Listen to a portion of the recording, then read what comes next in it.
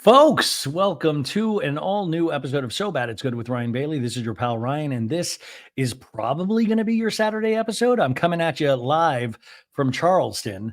I'm here for Sophie's wedding, Sophie Ross, who we do the pop culture roundup with. And I've never been to Charleston before. And we had a blast yesterday. We had tons of fun, ate so much good food, hung out with some Southern hospitality people, which I'll go into more of that stuff on a later episode, and I'm going to do a Patreon, I think this weekend, like a quick update.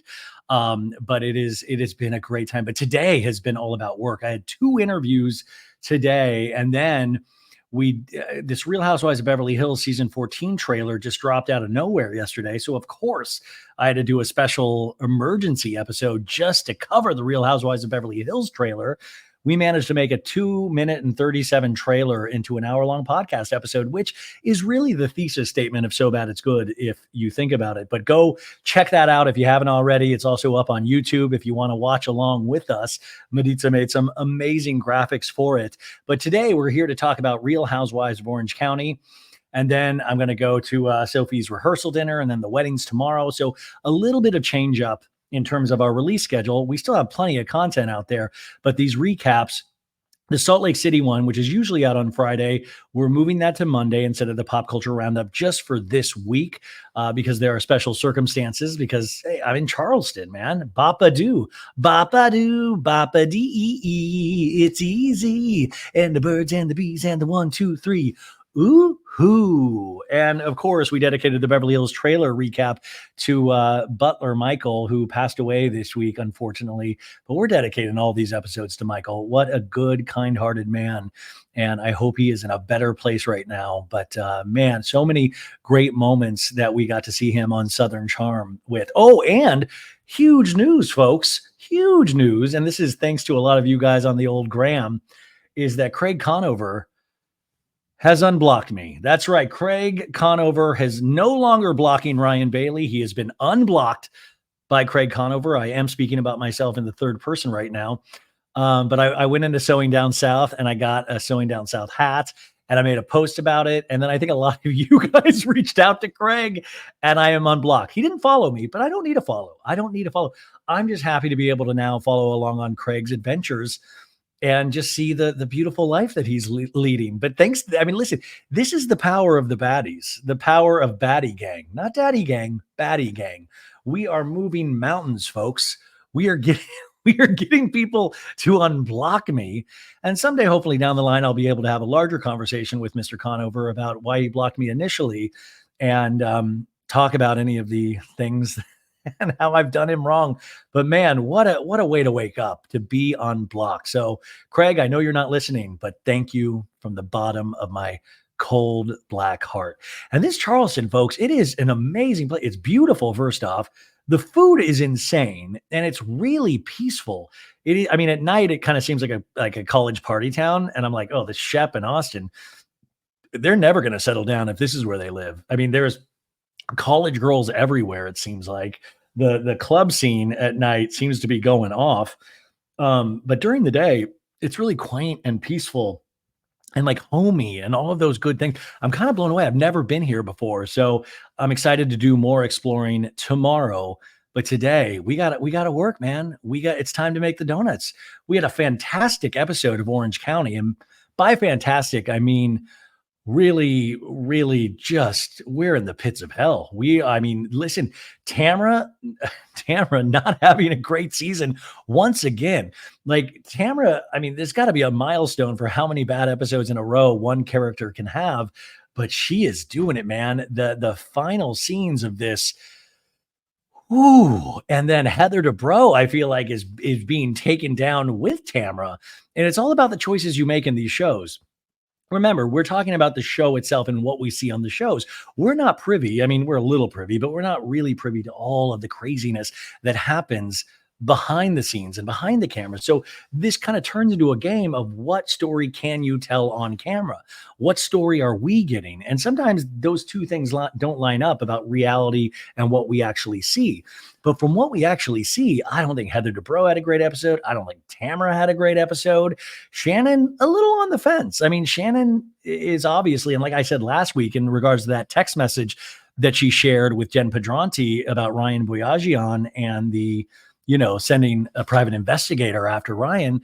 I told you guys last week, obviously Shannon is not showing her side of that conversation as well. But I knew also, I said this last week, I said, when you mess with somebody like Tamra, they're about to come back 10 times stronger at you. For every action, there is a reaction, action, reaction, so on and so forth. And I think we see a little bit of that in this week's episode. Now, don't worry, folks, because from what I hear, the Real Housewives of Orange County reunion, Tamra does apologize to Shannon. And I don't think they're besties, but I think they are friends again for whatever. How do you think Housewives define friendships anymore? Like, it's people that do wildly horrific things to you again and again, and then you still hang out with them and are friendly and all. It's such a weird thing, and I don't think a lot of us live our lives like that. So the Housewives is this kind of arena that it's hard to play in. Aviva Drescher said it best. These are gladiators with tits, and they are going after each other week after week. Now, we got a blessing at the end of this week's episode when we heard the voice of next week on the finale of Real Housewives of Orange County. So next week will be the finale of Orange County, and then we get into reunion time. I'm predicting a 3-episode reunion. I don't think it needs 4, but I am predicting 3. Hopefully it's not a 2, but I think we got 3 good reunion episodes in this. And I don't think they usually do secrets revealed episodes for Orange County, but who knows? It feels like there's a lot of secrets. Now, where we left off last week is Jen Pedranti. I mean, Jen Pedranti came into her own last week. I've liked her, and I've said I've liked her for these last 2 seasons, but man, to watch her, she was never meek, but she was kind in a way that I don't think we're really used to seeing with Housewives. And sometimes that doesn't do you good in a show like this, is to be kind. And also the audience sometimes doesn't appreciate kindness because we don't recognize it on these shows. But Jen, kind, and then all of a sudden, when Shannon revealed that information about the text message, she stormed into that room where Heather Dubrow and Tamra were getting glam, and she unleashed a fury of 1,000 suns. I mean, I was taken back in the best way. And you could even tell for Tamra to be on her heels and to be like, oh, I mean, that you don't see that very often. And Jen was making sense. And then we start off this week's episode with Jen coming back in the room and finishing up what she started. It kind of reminded me, you guys know the famous holiday movie, A Christmas Story. You know how little Ralphie is picked on by the school bully, and the tiny little kid, the school bully's friend, just tortured all of the kids. Like Heather and Tamra kind of came off like those little bullies in this episode. And I felt like I would be so curious of Heather Dubrow's thoughts on this episode, because I can't imagine she was happy about her portrayal. And also, Heather, let the mouse go with the paparazzi photos and Katie. Like, I feel like the audience collectively, we don't necessarily care anymore, even though it's a big deal to you. For you to keep bringing up Katie, I feel is a huge disservice to you. I feel like it's like we've moved on, and I know you haven't, but I always think about it in this sense too of, did she think that this would be a bigger storyline that people would, really clamor to get more of? And that's hard when you have a season with Alexis and Shannon and Tamra. And so I'm kind of over the paparazzi things, and for Heather to keep being like, well, that's Katie. Oh, did you notice Katie in that scene? And I'm like, no, I didn't. I've moved on. I mean, the Katie Jen friendship actually is really strengthening, and I think people are really enjoying that. So I, without a shadow of a doubt, think that Katie will be back next season unless something wonky happens. I think in a lot of ways, they really showed how strong they are, and they're 2 friends that seem to be actual friends through the show, kind of like how Emily and Gina were when they first came on. So, and that's not to say that they won't be at war with each other someday, but I think they're both going to have another season to figure this out. Now, in regards to Ryan Boyajian, there's a lot of weirdness, right? We don't know what is going on. The truth always lies somewhere in between. And I've always said this week in, week out, is that Bravo fans and myself, we're not good for, we're not good with we're not delicate. You know what I'm saying? These conversations, we don't have a lot of panache with them. Like, we're like, this is bad, this is good, this is bad, this is good. And sometimes it lies somewhere in between. But it is a show primarily, and what it's supposed to do is focus on women.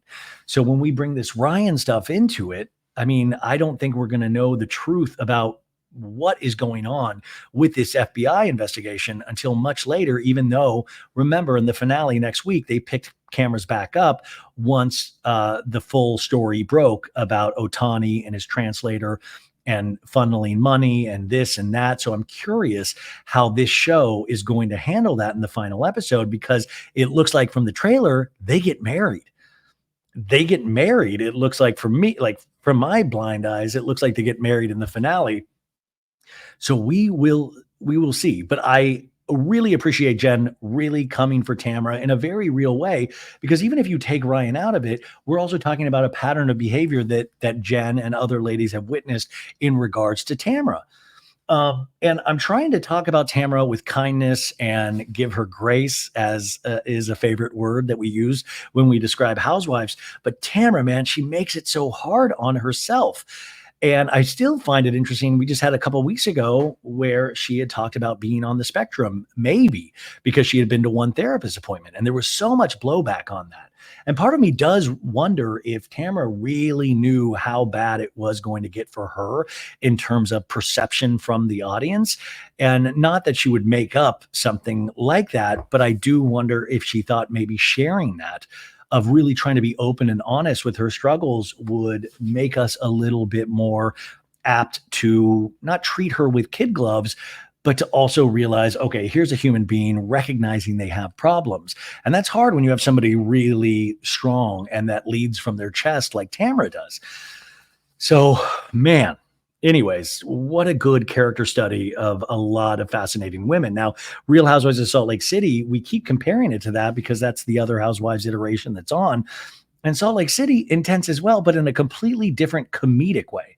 Like, it is so comedy driven, and it's all just, they're big characters like you would see in sketch comedy almost. And OC is a little bit darker. I mean, it's a lot darker. You're like, God, it feels brutal. It feels like every word, every interaction is meant to cut and cut deeply. So it's a different viewing experience. Whereas Salt Lake, I'll just kind of like giggle like a kid. Oh, Mary Cosby. But OC, I'm kind of like, damn, you guys, calm down. You're at a fancy restaurant. Please. Other people are trying to enjoy their filet, and people are like going to cut with a butter knife, you know? Okay, so usually I'll talk more and more, but I'm trying to keep on a schedule because I got the whole wedding thing. This is season 18, episode 16. This episode is entitled Sunday Roasted.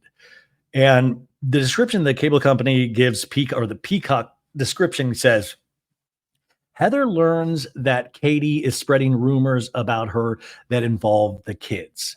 And we'll get into that, but it was another one of those things of like, oh, aren't we supposed to not talk about the kids? Why are we bringing kids fully into it? And now Emily's kids are like friends of on this cast of like, oh no, the kids, the little kids don't like Heather Dubrow. At some point, Heather, you don't need to give a shit about these little kids. They seem like great little kids. Also, who cares? I think I probably freak out every kid I come into contact with. That's not true. Kids like me, but you know what I'm saying? I'm trying, like, Heather, who cares? And also, I truly, I don't know, but I was like, really? We're upset that the kids might have heard some. I'm so befuddled by this when we have these big, grand pieces of story that we're moving along, and then we're like reversing to talk about what Emily's kids might have or might not have said about Heather Dubrow. I want a scene between Terry Dubrow and Emily's kids, and Terry's like, how dare you speak about my wife like that? She is an amazing woman. And you kids, when you grow a little bit older, you will realize how amazing she is. I love her so much. And now I'm like, are we going to bring the kids at the reunion? Like, is Emily's kids going to like, Andy's like, let's bring out the kids. They're like, gaga, googa, they're older than that. But you know what I'm saying? It just, I feel like so weirdly unnecessary. So that's the only description that the Peacock puts out. And I'm like, God, that's like my third or fourth like storyline that I would talk about, because it's like on the heels of Jenn Pedranti exploding on Tamra, more secrets get revealed. Shannon says something. And by the way, if we're talking about people saying something, Shannon and what she said potentially about Gina and Travis, to me, that's like, let's get into that more. Also, Shannon's daughters, they make an appearance. And when you have ladies of rock, or what is it, Lock? Remember, they did my favorite song, one of my favorite songs on Bravo, Dreamcatcher. Remember back in the day when they did that rock and roll workshop and they Dreamcatcher, Dreamcatcher. I still hum that song a lot. It's not as good as Gold by Miss Sheena Shea, but it's up there. It's up there. I want a full album from Shannon Beador's daughters at some point. To me, they are the initial Haim. You know the band Haim, the three sisters? Haim literally stole that from the Beador sisters. To me, they're not, I mean, I love Haim near and dear, but I want to see what else the Beador daughters have in store. I think they could have a Lemonade album just about Shannon's relationship with John Janssen. Where is that? You could have Shannon making a couple of appearances, where she'd be like, I made salmon with cream cheese. Oh, folks, what are we even doing with our lives? Oh, and thank you, by the way, for all the kind words about the Jeff Lewis interview with Lala. I know that kind of went off the rails a little bit, and we did an episode earlier this week where we talked more about that and behind the scenes, if you want to check that out. But it's wild for that to be passed around the Bravo circles. And I like to talk about these people passionately and have my own opinions, but I also realize they're real people, and I don't want harm or bad for anyone. But it seemed like a lot of people had very strong opinions about that. So it's interesting. The Bravo audience, we really, when we drill down on something, I just keep thinking overall, whether it be Tom Sandoval's podcast this week, still talking about Rachel, or Lala talking about Ariana, is that we just still haven't moved forward in a real way, which makes me worried about this, season 12 of Vanderpump Rules, if it ever happens. You want the best for these shows. And I guess in some ways it should be comforting because it's people feeling real things about other people. So it's not fake or staged. But sometimes you're just like, oh my God, let the mouse go, as Sutton Strack would say. Like, I want to believe that we can move on, that we can forgive, that we can do these things. And I realize even in my own personal life, that sometimes is so hard. And I take something like that where I'm like, oh God, I got to remind myself to forgive. I got to remind myself to try to move on from things, because I certainly don't love it when you see other people not being able to move on, even if they have real reasons for it. But, it is what it is, as my dad says. Okay, so we start off like we do every episode, where we seen scenes from previously on Real Housewives of Orange County. And you guys, this is our third episode where we're in London. So that means a lot of bad English accents. Hello, I'm Jeana doing an English accent. Hey, and Shannon Beador, I'm English. Hello. So they were going around on the double-decker bus, seeing the sights, Big Ben, everybody going, yay. We have the scene from 2 episodes ago where Heather is telling Shannon, you came to my room in Sonoma and you showed me a very disturbing picture of you. Not the boudoir photo that Emily gave Shannon. I want to make that clear. It was the one with the blood, not the boudoir. It's a very sexy, nice photo. So that's not the photo we're talking about here. And we flash back to that photo of Shannon, and Shannon really telling Heather Dubrow, or like sharing with her more details about that night when it comes to John Janssen. And then Heather is saying, when I heard you on Jeff Lewis, I couldn't believe it. You saying, oh, I don't know. I've never thought about that in regards to, did John Janssen hear the wreck and just purposely ignore the wreck and helping Shannon in that moment? And Shannon's like, you know what? This is too much for me. I'm going to leave. And we flash to Jeff Lewis saying that in his show, saying, how did he not hear it? Has that ever occurred to you, Shannon? And Shannon's like, I haven't really thought about it, Jeff. And Heather goes, you made me feel used, which, Heather, this isn't about you. And I feel like that's Heather's falling into that little crevice that is not a good place to be, because it really isn't about Heather in this scenario. And Shannon goes, I will never know, Heather, if he heard my accident or not. And then in another scene with Heather and Emily having breakfast, Shannon says, I made it very clear that the conversation needed to stay between you and I, Heather. And then a scene between Gina and Tamra going, how are you with Tamra? And Jen's like, she did her shit again. Attack, attack, attack. And then flashback to that FBI where Tamra's like 3 martinis deep going, how's the FBI going for you, Ryan? And Eddie going, stop, stop, stop. And then the spa visit with Katie and Tamra going, I'm concerned with Jenn and Ryan. His business partner is a bookie. Oh, have I said too much? And the FBI is in there investigating. Katie says, the only thing I've learned is you always have to have a plan B. And then the scene from last week's episode where Shannon's got her readers on reading text messages because she finally figured out how to search for messages in her phone. I've been scared all week because Apple recently had an operating system update. And I'm just so scared that Shannon doesn't know how to update her phone at all. Like, I'm truly petrified that Shannon still might be on operating system like 3.0 when we're all the way up to like 80 at this point. Anyway, Shannon's reading this text message from Shannon and from Tamra saying, I'm asking my friend's husband if he can do a background check on Ryan, about Ryan. And Jen's like, what the fuck is wrong with her? And then Jenn storms into Shannon Beador's room as she's getting all her hair. Like, I mean, really bad time in terms of like looking good for the camera. Tamra has her hair all being did, and Heather's in there getting all glam. And Jen's like, leave me the fuck alone. I want no part of your fucking bullshit. And Heather is like, oh my God, did she say fucking bullshit? How déclassé. I'm trying to enjoy champagne as I get my hair did. And Jenn says, I'm a better fucking person than you will ever be. And Tamra's like, okay, bye. And then they're like, bye, bye, bye, bye, bye, bye, bye, bye, bye, bye, bye, bye, bye, bye, bye, bye. And then Jen's like, yeah, bye, bitch.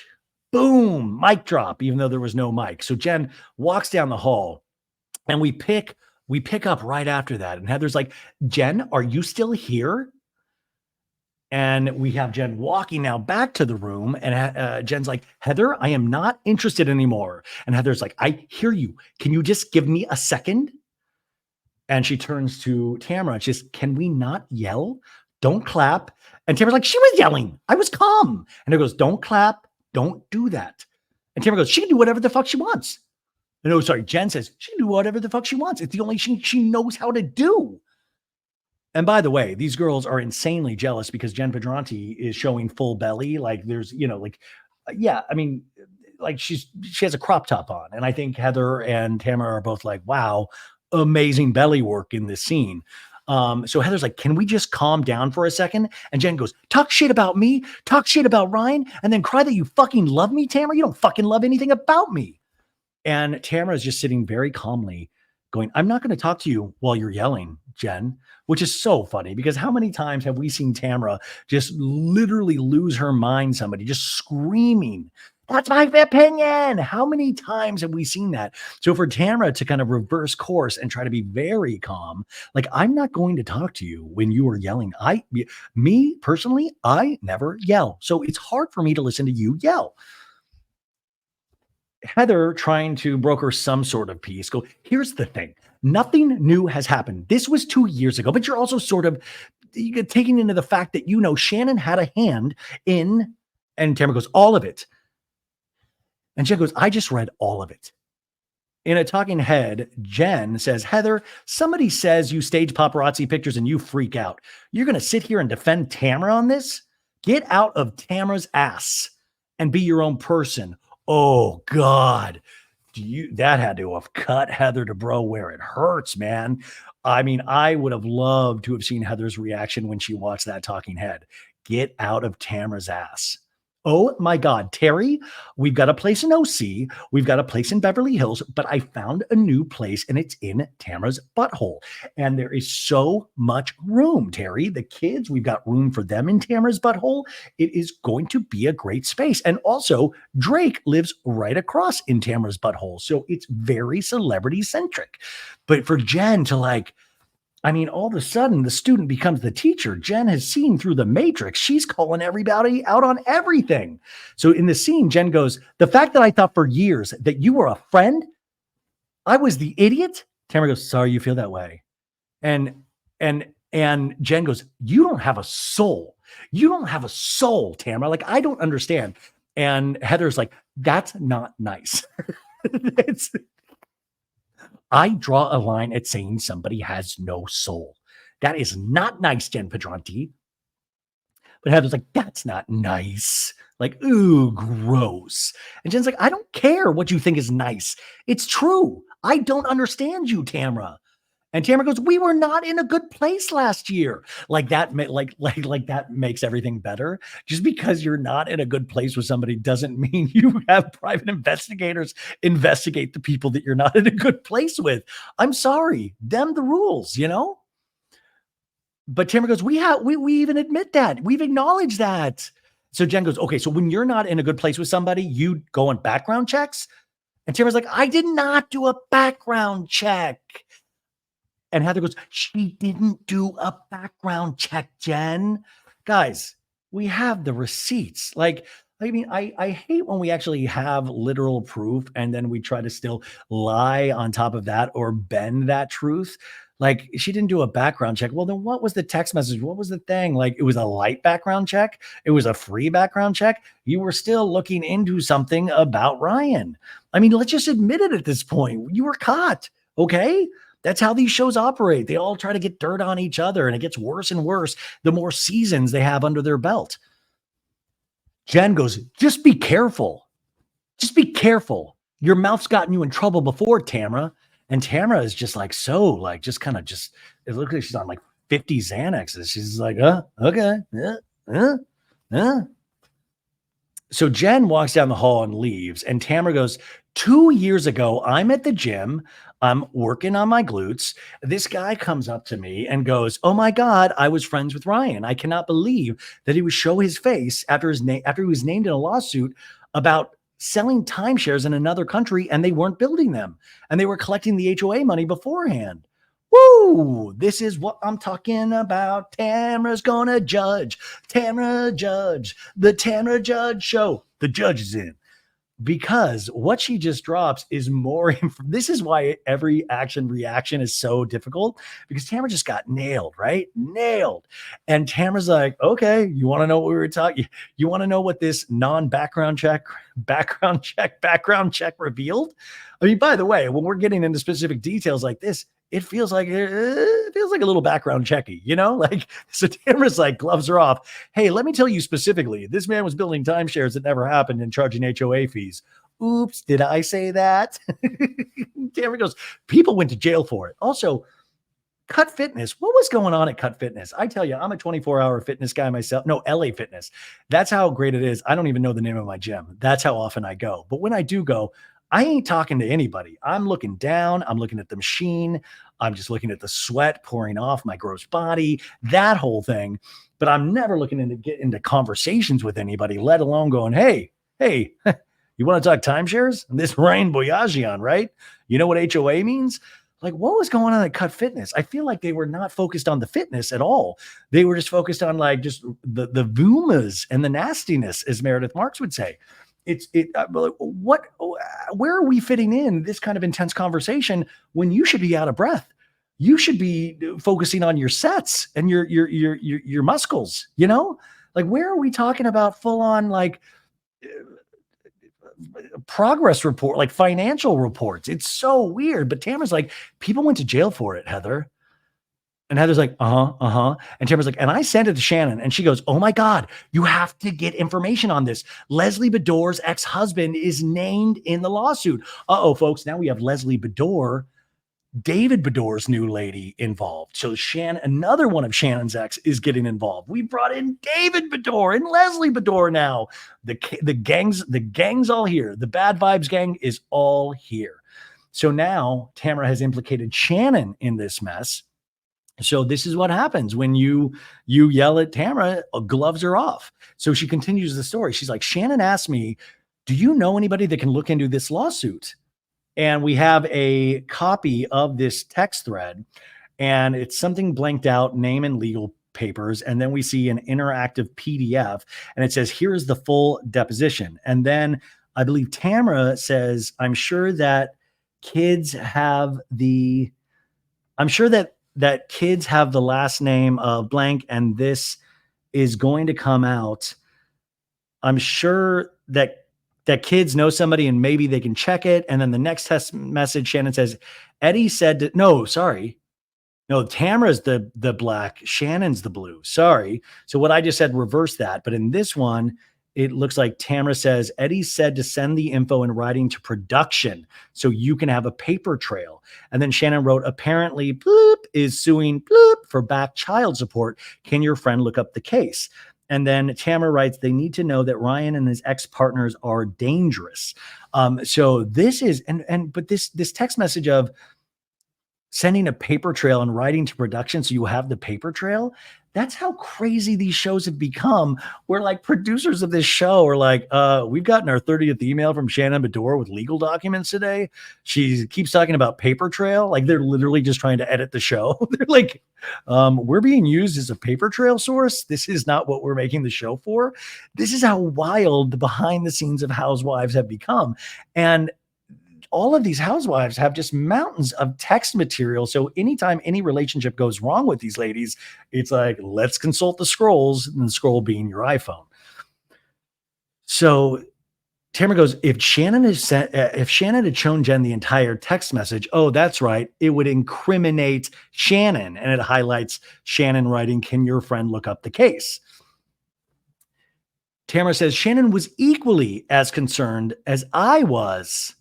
And we see Tamra writing, this was going to come out, and I don't want to potentially assume that anyone in my family brought it out. And Tamra writes, I don't know if Ryan went to jail. And then they blur out a name, and it says, needs to know what they are dealing with. Oh, my God. The story behind the story is too much for my old heart. So Tamra says, she was as shocked as I was that Ryan's a shady motherfucker. Tamra and I talking to her head goes, it's not the type of people I want to surround myself with. Tamra wants to be surrounded by, people like Gandhi and the Pope and nice people like that. Not these, by the way, Tamra's like, can we get a background check on the Pope? A lot of weird stuff going on there. In the scene, Heather goes, you didn't tell her the story like that, Tamra. And Tamra's like, no, I'm not going to, because she's screaming and yelling. She wants to listen to me. I will talk to her. And Heather goes, but that's the problem, Tamra. It's hard when you're with someone and they just fucking light you up about something. And Tamra's like, like just good that she's really happy she has a compatriot in Heather. And Heather seems to be team Tamra on this. And I feel like this is dangerous territory for these two women, because it's like they're not teaming up and making each other look better. They're teaming up, and each one of them, I believe, is just looking slightly worse in terms of what we're seeing on television. And then there's like a pause, and Heather goes, she looks really good. Her stomach looks so good. And Tamara's like, oh yeah. And Heather goes, I had stomach envy, and is smiling. Like, I love that we dropped this whole intense storyline. It's like, that stomach, wow. And then Tamra goes, it's a good tummy job. It's a good tummy job. Tamra immediately reminds Heather that it's not natural. She's gotten work done. And Heather goes, don't talk about people's surgery. And Tamra's like, she admitted it. She has no belly button, which, listen, Tamra also somebody with no belly button. I mean, Tamra is famous for having no belly button. We've seen it many times. She's talked about it on the show. Tamra does not have a belly button. And it seems like Jen Pedranti, no belly button. The no belly button syndrome that's going around in Orange County, I need a 2020 docuseries on that immediately. People are losing their belly buttons right and left in Orange County, and we need to get to the bottom of it. I'm scared, folks. All of a sudden, we follow Jenn, and she's knocking on a door, and it's Katie Janela. And Jen's like, hey, do you have a minute? And Katie looks panicked, like, whoa, what's going on? Do I need to do a scene? What's wrong? What's wrong? And Jen's like, oh, gosh, Katie, I don't know. I need to take a walk or something. And Katie's like, let's go get a drink. I'm like, hell yeah, game on. Drink time. We see a double-decker bus outside, have some fun London music. Shannon Beador is in her little cherry sweater, and she's taking a selfie of herself by the bridge, and she's smiling. I love how Shannon can smile on these, like all these housewives, their social media. They're always like, yay. And then the camera goes off and they're like, whoa, what's going on? They just go back to like a stasis 0 level. There's a song in the background that is singing, I'm like fine wine, better with age. And all of a sudden, Shannon gets surprised by her daughters. And Shannon's like, oh, even though these daughters had to have been mic'd up, there's no way this was a surprise, but who knows? It was fun to watch Shannon react. And her two daughters are there.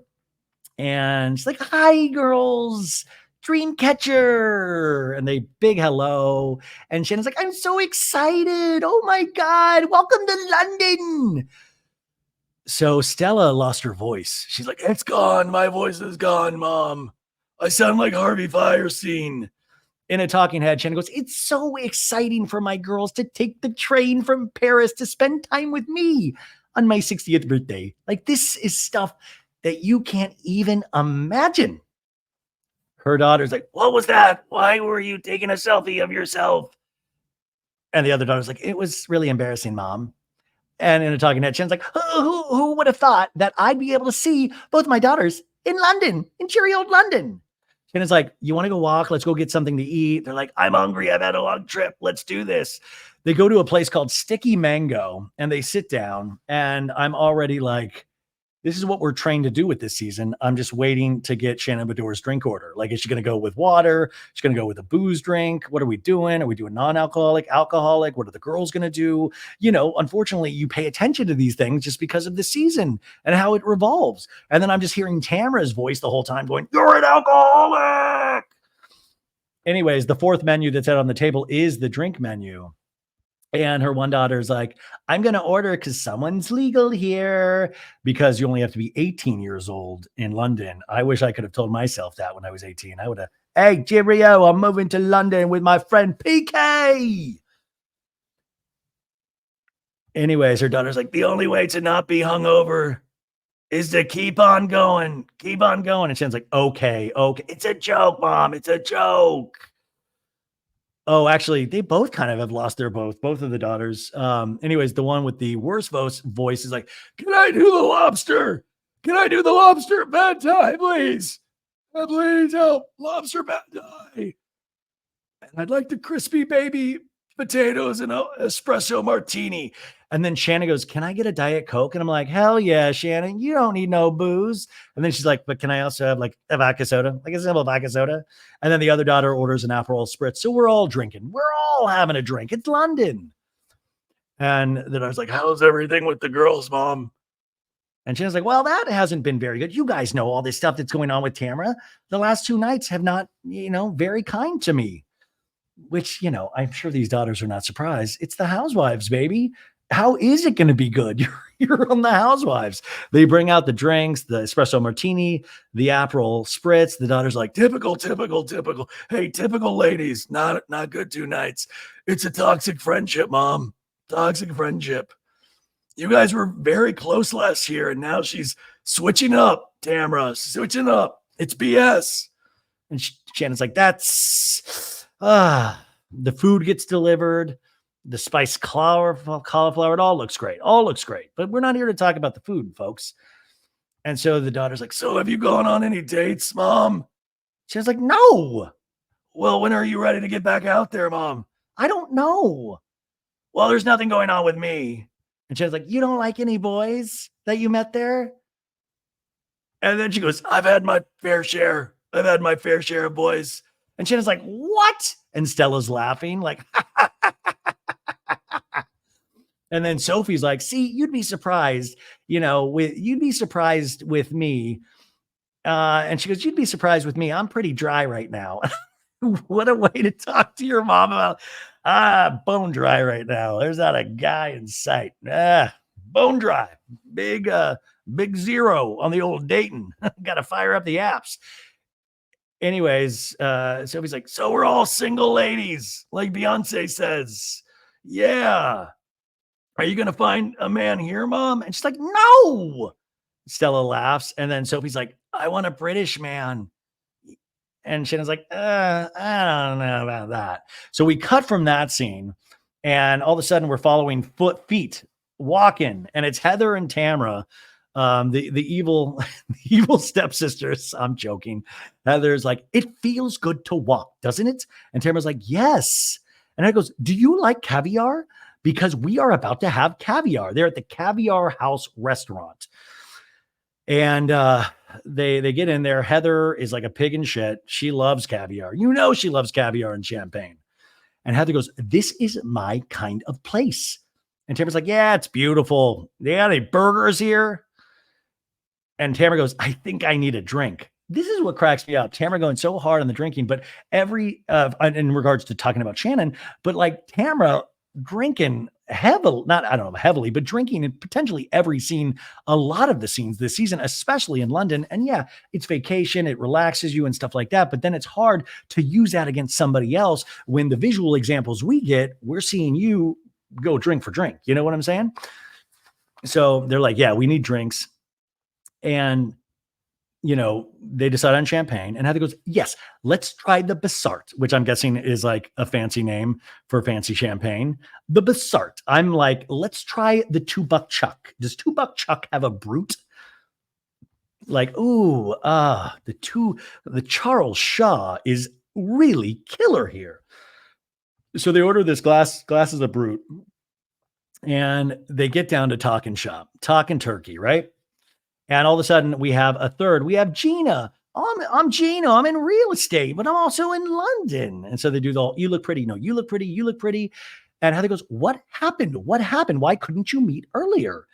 And Gina's like, "Well, I had some work stuff. I had a deal fall apart, which is always fun. You wouldn't understand the real estate game, Heather, but it's cutthroat, especially in the Orange County. This week, we found out that many people are losing their belly buttons, and then they're needing new places to live where you can grow back a belly button. It's great." By the way, my Gina accent, it gets worse and worse each week. Sorry. Man, one day I'm going to be good at this. I don't think it's in the cards for this lifetime. I mean, like in another lifetime when I do Housewives recaps. So Gina comes and she's all business. She's like, "I'm in real estate now and it's super fun. I'm selling stuff. Woo." You know what I really do? Like I said, I think Gina has had a fantastic season. She is, if I would do power rankings this season, and I know you might call me crazy, I'm going to put Gina, I think, like at or near the top.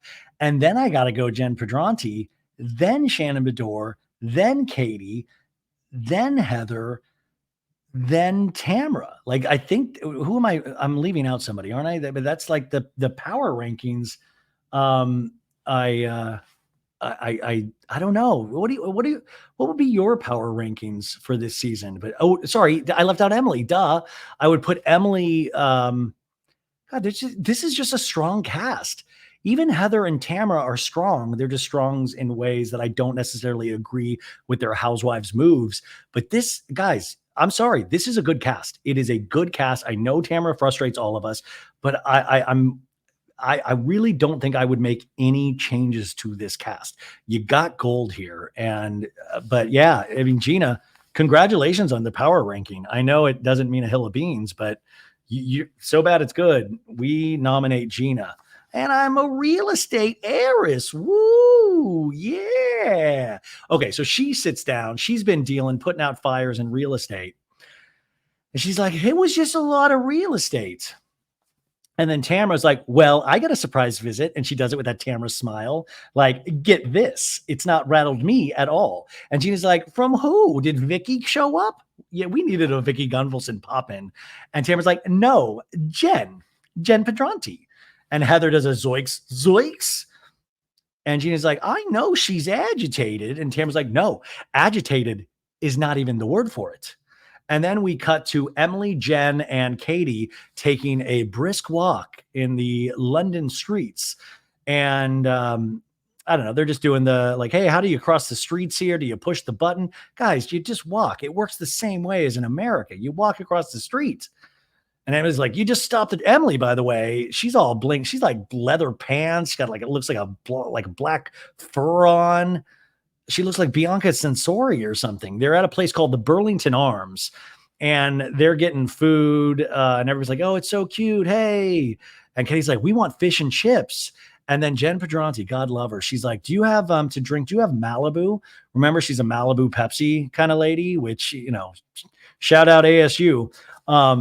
And they laugh about Malibu. And Emily's like, Malibu Barbie over here wants to know if you have Malibu. And the lady's like, we do have Malibu. It's a dusty bottle that's been on our shelf since 1849, but we do. And Jen's like, oh my God, you do have Malibu. So she's like, can I have a Malibu and a Diet Coke? In a talking head, Jenn says, I would think in London they drink like a Guinness, a Guinness, a beer. Okay. So they're like, oh, she made a mean Malibu Diet Coke. This girl knows how to make a Malibu. Jenn goes, I don't care. I don't care if I'm at the beach, if I'm in the Bahamas or in the town of London. I'm drinking a Malibu and Diet Coke. It's my drink. Good for you, Jenn. Listen, Rome wasn't built in a day. We'll eventually get her to drinking non-Malibu drinks. But for now, drink whatever sustenance you need. So Jenn now, this is like the summer lovin' scene where Tamra is relating her incident with Jenn and Jenn is relating her incident with Tamra. And it's like, summer lovin' had me a blast. I handed Tamra her ass. Jenn's like, so this morning, Shannon's like, I'm sorry to do this to you, but Tamra digs things up on people, and here you go. It was a text thread, Emily. Tamra saying, I'm having my friend's husband run a background check on Ryan. And Emily's like, okay. And Emily, I lost my fucking mind. And Emily goes, I don't blame you.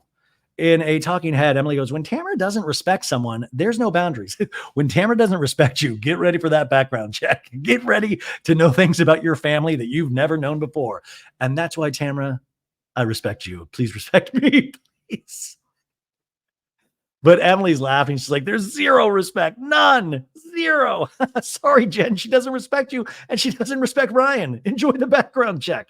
Now cutting over to Gina. Gina's like, I saw the text messages. This is bad, Tamra. If you would do that to her, would you do it to me? I'm being honest here. And Tamra goes, are you a con man like him?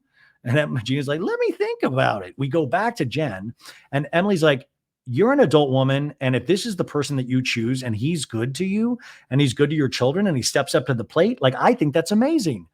And there's nothing more that I have respect for than a man who steps up to the plate and takes care of children. And Katie's like 100%. Now, record scratch, needle. Emily, this is kind of not a full reversal, but I mean, earlier in the season, we had the conflict between Jenn Pedranti and Emily in terms of Emily not respecting Jenn because she couldn't pay her bills, sell the Rolex watch, that kind of thing. And really kind of harsh words, but standing up for what Emily believes in. And I know that was related towards Jenn, but Emily also seemed kind of suspicious about Ryan as well, and at least knew about this FBI thing that Tamra was speaking of. So for this, Emily's like, no, I totally, he stepped up to the plate. I respect that. If you found that man, I love it, which that's a great way to go about things. I just think it's a hair different than Emily earlier in the season. Right. And I trust Emily. So I always like to hear her opinions on this. But that is something that does come into play. No matter what Ryan has done in business, he did step up to the plate for her and her children. So that, two things can be true at once, right? Okay, so now we go back to Gina, and Gina's like, this is a problem, Tamra. You know what I mean? Heather is like scooping massive loads of caviar onto like a little bun. That's what you call caviar, the little buns. She's like, I don't condone digging up things on anyone. It reminds me of paparazzi with Katie. No, but she does bring up Katie. She's like, why do you think I'm so disgusted with Katie? Heather, this is what let's not go back. We don't need to jam Katie and paparazzi into this scene. It would be great. There's like a open window that you see Heather like speaking in front of. It would be great if like, zoomed in, and you saw paparazzi like photoing Heather. But Heather's like, it reminds me of Katie, who tried to do that 6 months ago before she ever met me. And she's like, I can't believe what a liar Katie is. It's not good. It's not good. And Tamra goes, I want to tell you something. And Heather goes, tell me, as champagne is being delivered. Tamra goes, I went candle making with Katie and our daughters. And right there, that should be the end of the sentence. I'm like, holy shit, candle making? I heard all I needed to hear. That's dark stuff. That's dark magic, candle making. And Kylie said, and Heather goes, Kylie's the one that's 19. And Tamara's like, yeah. Kylie said to me that she watched Emily's kids. We're using other housewives' daughters to babysit other housewives' kids. What a tangled web this is. And Tamara says, yeah. And she said, I have to tell you something. And Katie said, yeah, listen to this, listen to this. And then we flash back to Kaylee and Katie and Tamra and Tamra's daughter. And, Katie is saying, okay, listen to this. Kaylee goes, I was like, oh yeah, have you met a lot of your mom's friends, to Emily's kids? And she's like, my mom is just getting to know everybody. And they're like, yeah, but we don't really like Heather. And I was like, what? Why? And they're like, because she's mean to our mom. She yells at her a lot. And they're like, yeah, our mom says Heather's bossy. So Emily's little sons said this to the babysitter. I don't even know what I believe. And like I said, I don't necessarily care. Like, who cares? Who cares? And by the way, Heather has been bossy to Emily over the years. So, kids say the darndest things. Kids say from the mouth of babes, Anyways, Tamra in this scene is like, I'm filing that away for later in the season to use against somebody. So in this scene, Heather goes, Emily's kids said that? Like, Heather is rocked. Heather is rocked. She's like, first the paparazzi, and now the children of Orange County are potentially here. Like, I'm Freddy Krueger to these kids. And Tamara's like, yeah, Emily kids, they said that. And Tamara's like, I thought it was a good judge of character, And they're talking about Katie, like, oh, I thought I was a good judge of character. And Gina's like, yeah, but there's something deceiving about her. If there's something deceiving about Katie, the show is not doing a good job of showing us. They are telling us these things. They are not showing us. And there's a difference. And like I said, you got to win the show. You got to win what the storylines are, what we see. And I'm sorry, I have not seen Katie in action the way that these ladies talk about her behind the scenes. So they're saying all of a sudden, there's something deceiving about Katie. And Heather goes, children repeat what they hear in the house. My kids always talk about nose jobs and botched surgeries. That's directly from Terry. No, in a talking head, she goes, I know Shane. Sorry. She goes, so this is so, I'm sorry. I just have to laugh. This is so ridiculous all around. And Gina's trying to stand up. She's like, well, I know Shane, and even if Emily was in her house talking shit about you because you guys were in a fight that day, her children would never be around her. Yeah, it's not like Emily and Shane are like, hey, your mom's on one and we're going to need you to come to the kitchen so you can hear this. They're fully up on Housewives seasons. Like, mommy, I didn't like season 13 that much. Anyways, Heather goes, I get it. And Gina goes, they don't even know who you are. And that's another blow to Heather. Like, the kids don't even know who I am. The kids don't. I'm Heather goddamn Dubrow. Anyways, Gina's like, Luke and Keller, Emily's kids, they're fucking like 8 years old. Like, this is insane. On their agenda is like, am I going to have fucking apples or carrots at lunch? And what time is motherfucking bedtime? That's my favorite talking head of the episode. Motherfucking bed. What am I going to have? Carrots or peanuts for lunch? Anyways, Tamra continues her story. She's like, I went to breakfast with them and we do a flashback to this breakfast. And Tamra's like, Katie's daughter told me, the twin said, we don't like Heather. She's mean to my mom. So Tamra is revealing this to Emily and Gina in a scene previously that we've never seen before. And Emily goes, that's not true. My boys told me that Kylie told them that Heather's mean. So now it's not only Katie, it's Kylie now is in this web of deceit. It's not just Katie that is a mastermind. Kylie, the daughter, is also a mastermind. And now and is now saying things to little boys and then blaming it on the little boys. Where are we at as a society? What? And Emily goes, and I told my boys, don't ever say that again, even though it's kind of true. Don't ever say that again. And Tamara's like, wow.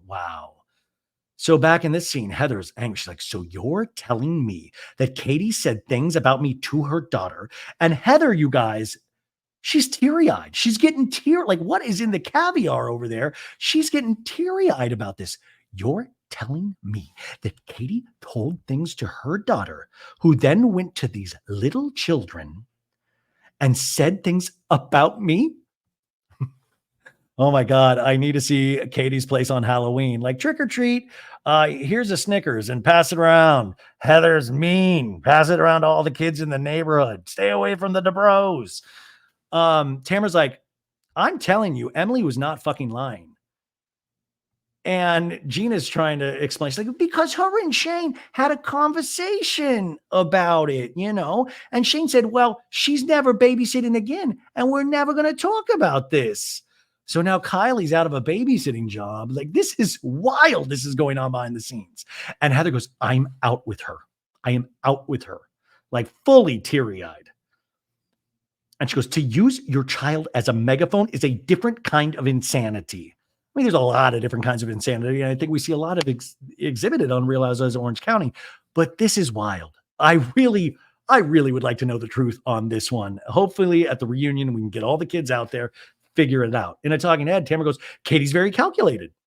But isn't Tamra very calculated? Isn't a lot of these ladies very calculated? Tamara's like, I think she's got a hard on for Heather. I thought she was this really sweet girl, and Gina pushed her into giving out all this information. And now I feel bad for blaming Gina. It's actually Katie. It's the sixth sense. He was dead all along. It's actually Katie. Oh my God. And we're still just like totally shirking the fact that Tamra just got busted by Jenn Pedranti. We've moved on too quickly. I'm like, wait, now we're fully talking about kids and babysitting? And Tamara's like, this is ridiculous. And this is bullshit. And Tamara goes, sorry, I can't eat caviar and say cunt. And then Gina goes, well, it came out of one. C-U-N-T. I've sold a lot of C-U-N-Ts in the OC. Woo. Okay, so we go to commercial break. We come back still in London. Yeah, we didn't go anywhere. We see some sights. We see the British flag. We're at the Mayfair Hotel. And Jenn Pedranti is FaceTiming Ryan as she irons her clothes. And she fully irons her belly button as well. And Jenn is telling Ryan, everything that I questioned about Tamra, there's no more questioning, Ryan. We're not friends. It was all just absolute bullshit. And she 100% has some massive hang up with you. And Ryan goes, that woman has no soul. And then she goes, Jinx, you owe me a soda. I said that today too. And then when I said it, Heather Dubrow was like, okay, that's low. I'm like, it's actually not low enough. And Ryan goes, oh, fun. Now I'm going to show you my Janssen. We cut from that. We see more sights of London back at the Mayfair Hotel, and Tamra and Heather are getting their glam.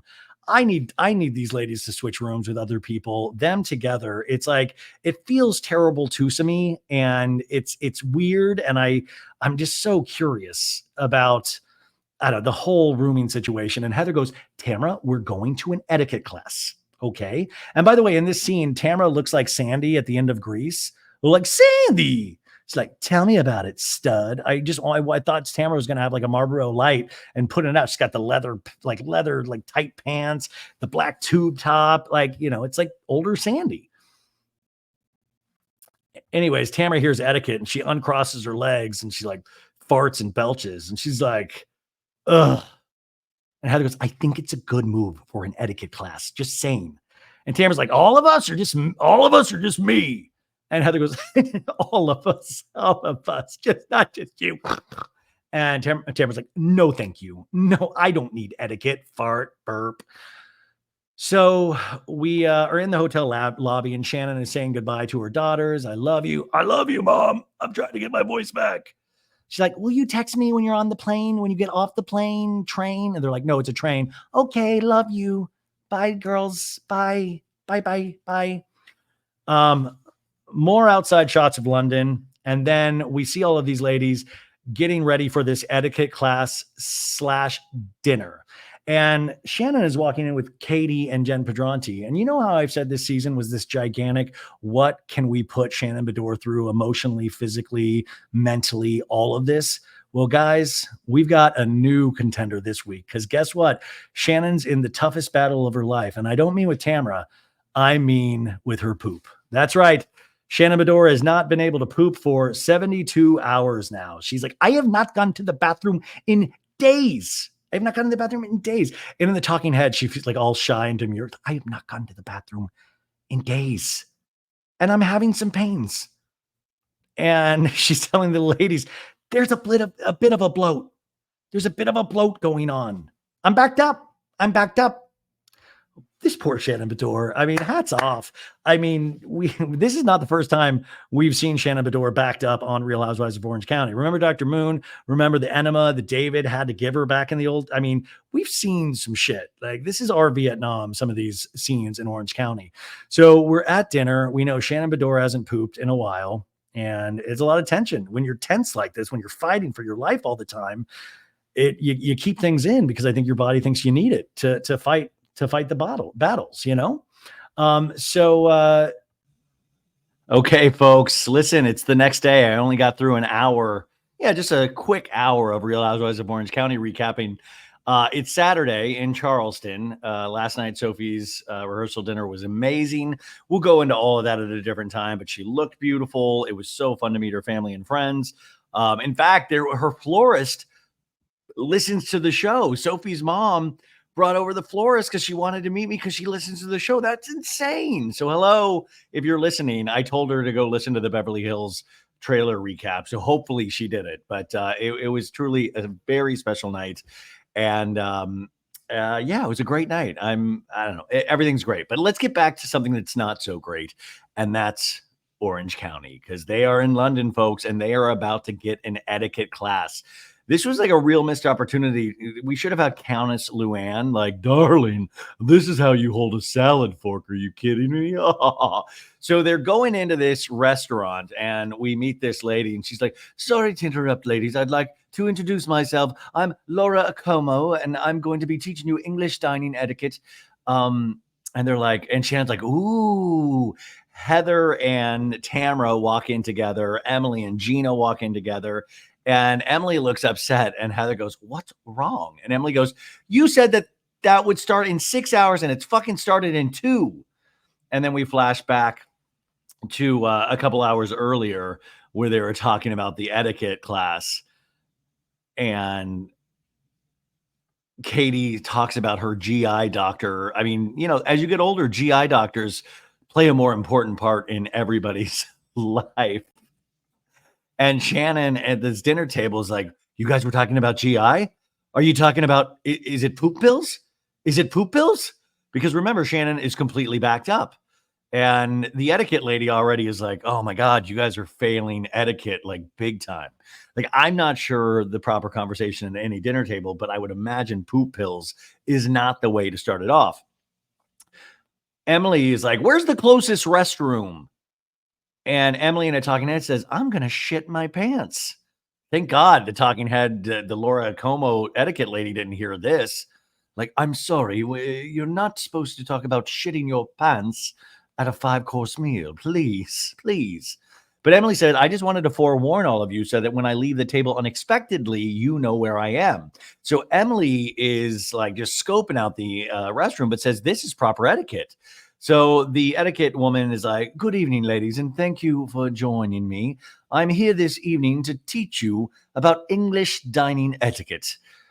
And Heather says, who needs etiquette? Who needs etiquette in our group most, she says in a talking head. And I'm like, well, I already know where this is headed. Well, this notion that Katie has to just spread lies about people, and now her daughter's doing it too. First lesson in etiquette class, no.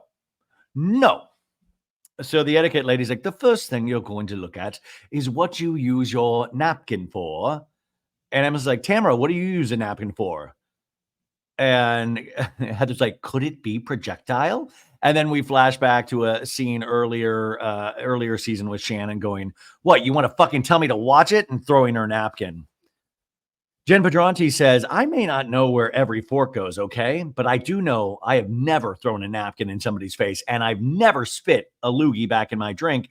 And they flash back to Emily spitting back her drink from a couple episodes ago. So Jen says, I'm doing all right.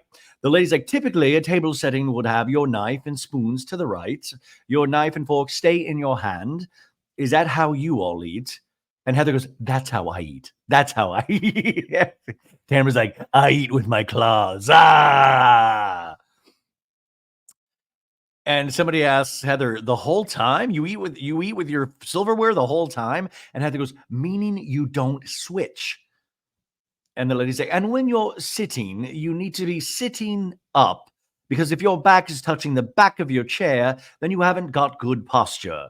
And then we flash back to a vacation from a couple seasons ago where Emily completely falls off her chair at the beach. So basically, this is just a big editor troll showing how déclassé all of the women of Orange County are.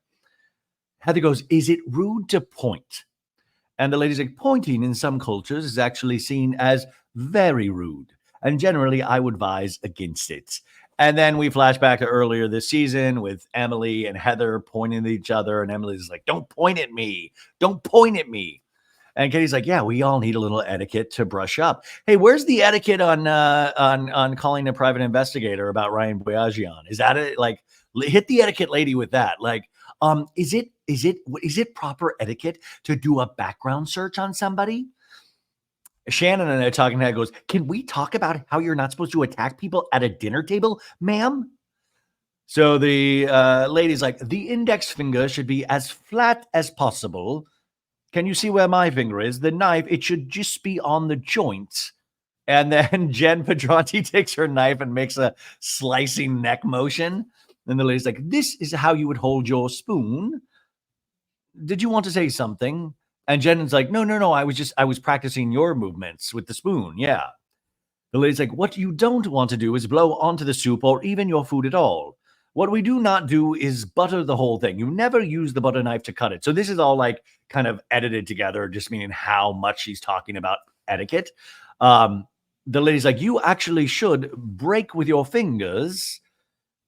And Tamra's like, it's too many rules. And the etiquette lady's like, there are quite a rules. And then Tamra goes, here's etiquette for you in a talking head. And guess what? The patented middle finger. Can you hear this? Do you want me to turn it up? Rock and roll. Middle finger. Boomer time. Anyways, the lady's like, questions, ladies? And nobody has any questions. They're like, yeah, I got to take a shit. So the lady's like, well, I hope you've learned something for me. And then they all clap. And then Gina's like, are we allowed to clap at the table? In a talking head, Gina's like, as a group and a whole, we're not very demure, not very mindful. Which is, by the way, that's that TikTok trend that lady had like a couple months ago. And it's been so overused. I feel bad for that lady so much because I feel like she was like really starting to make big money with it, but now we've just overused it. The very demure, very mindful. And this shows you how that they were even filming the talking heads as of a couple months ago for this episode. So the show itself is filmed, but remember the talking head portions are filmed throughout the season airing. Like, so they are, like as of a couple months ago, they were still filming the talking heads to put in to these episodes. Shannon orders can I have the stracciatelli pugliese? And all I hear is poo. And I'm like, Shannon, do not tempt fate here. So they're doing their orderings, and Heather goes, let's go around the table and everyone say their best and worst part of the day. And Gina's like, oh, the pit and peak. I got it. Yeah. And so Tamra goes, Gina goes, my pit was definitely having to wake up early because I had to help Emily curl her hair. And I was like, that was the pit? Yeah, it was early, and I'd rather have slept. Come on. And my peak was seeing the girls, seeing your daughter, Shannon. That was really nice. And then we flash back to Gina seeing Shannon's daughters, and she's like, hi. She sounds like Jill Zarin. Hi. How are you girls? I'm in real estate. Yeah. So Emily is in that same flashback scene, and Emily's like, they all have that raspy out all night voice. And Gina's like, I had that voice for 4 years at university. Yeah. Tamra says, I think the fun today was going and having caviar. And Emily's like, what was the pit? And Tamra goes, the pit was probably having Jenn come to my room and yell about something that Shannon provoked. And Shannon goes, you know what, Tamra? I'm done with your lies, and I'm not explaining anymore. And Tamra's like, it's not a lie. And Shannon's like, you're a liar. I have a lot of text messages, Shannon. And Tamra's like, I have a lot of text messages. Tamra goes, no, you called me and asked me, Shannon. And Shannon's like, you're Look, you're lying. And then Tamra goes to Tamerland. She goes, you're a liar, Shannon, and you're a drunk. And she goes, you're a liar and you're a drunk. She like yells it. And that's obviously the etiquette lady is gone, but we could have really used her at this point. And everybody, the face is like, oh no, oh God. Jenn goes, oh God. Tamra goes, you don't remember anything you say. Jenn goes, this is tacky. And Gina goes, I would like it, Tamra, if you would stop with the alcohol thing. And Tamra goes, yeah, okay. Tamra actually taking a note from Gina. Okay, did I go too far? Okay, I felt it. Yeah, too far. Okay. Gina goes, it's her journey. It's Shannon's journey. It's her choice. And they have a shot of Shannon kind of smiling like, yeah, you like that, Tamra? Gina's standing up for me now. And Gina goes, and it's her preference. And Shannon goes, you need to stop. And Tamra goes, why are you believing her? And Jenn goes, you know what? Because in the time, Tamra, that I've known Shannon, he has shown me more of a friendship than you have. And all of a sudden we see like waiters like whispering to each other, like, oh my God, they're just really failing at the etiquette. And Jenn goes, I want to be left alone, Tamra. I want you to leave Ryan alone. And Tamra's like, I don't. And Jenn goes, yeah, you do. Yeah, you do. I think anybody at this table, and Tamra goes, 10 years ago, I had a conversation. And Jenn goes, Tamra, have you said anything about Ryan this year? Have you talked about him being a bookie? Have you talked about a Ponzi scheme? You better fucking shut your mouth. I love that. You better fucking shut your mouth. And then Tamra goes, oh, okay, why? Is he going to put a hit on me? Needle scratch, boop, boop, boop. Etiquette lady, run back. We're not supposed to talk about killing each other through mafia connections at the table. It is not the etiquette. But Katie at this point is like, oh my God. Emily's like, oh my God. Heather goes, etiquette class failed. Everyone gets an F. And Katie goes, why would you say that, Tamra? Why? We cut to commercial. We come back right where we left off. And why is he going to put a hit on me? And there was like, why would you say that, Tamra? Come on. And then Tamra goes, oh, gang up on me. Go ahead. I love when Tamra is participated in behavior that are ganging up on other people. But when it comes around her, like, oh, gang up on me. And then Jenn goes, then fucking leave. You ask everybody else to leave. Why don't you fucking hit the road? Heather goes, you're not doing yourself any favors by talking like that, Jenn. And Tamra goes, I apologized to Jenn earlier. I did. And Jenn's just like, whatever. Tamra goes, I am sorry that I had a conversation with my best friend back then. I'm not going to have her go and turn everyone against me.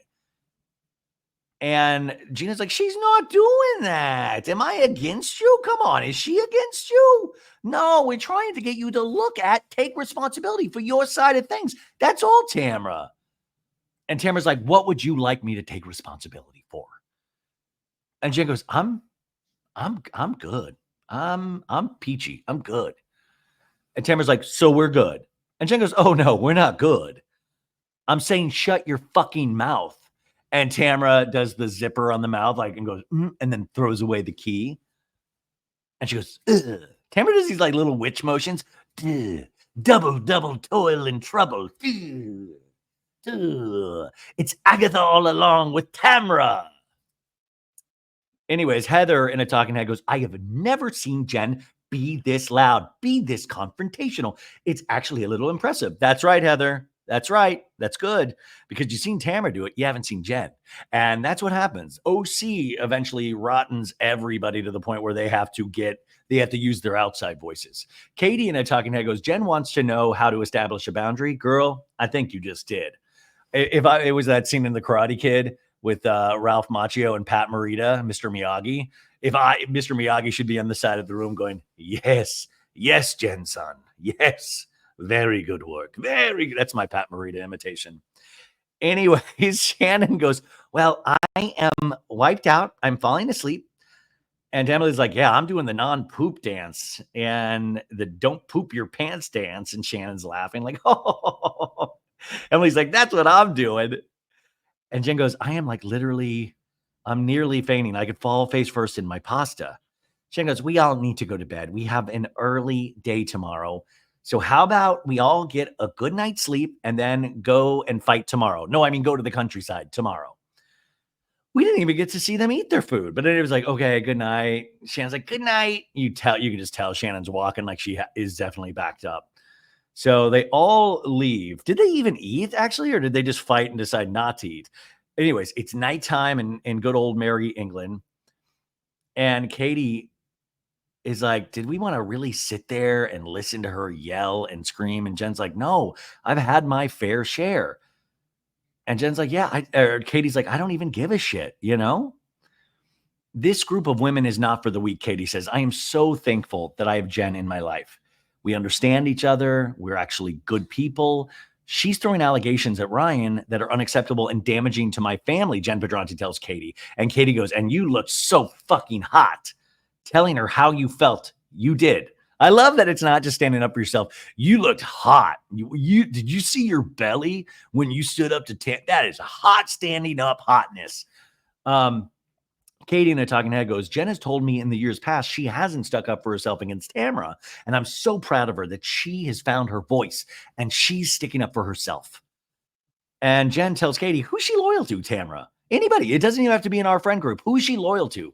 And Katie goes, right now, it's Heather. And then we flash over to Heather and Tamra's room. And Tamra's pouring herself some champagne, an alcoholic beverage. And Heather's like, are we doing this or are we having a glass of wine downstairs? And Tamara's like, I'll have a glass here, you know. So like, then we go over to Emily, Shannon, and Gina's room.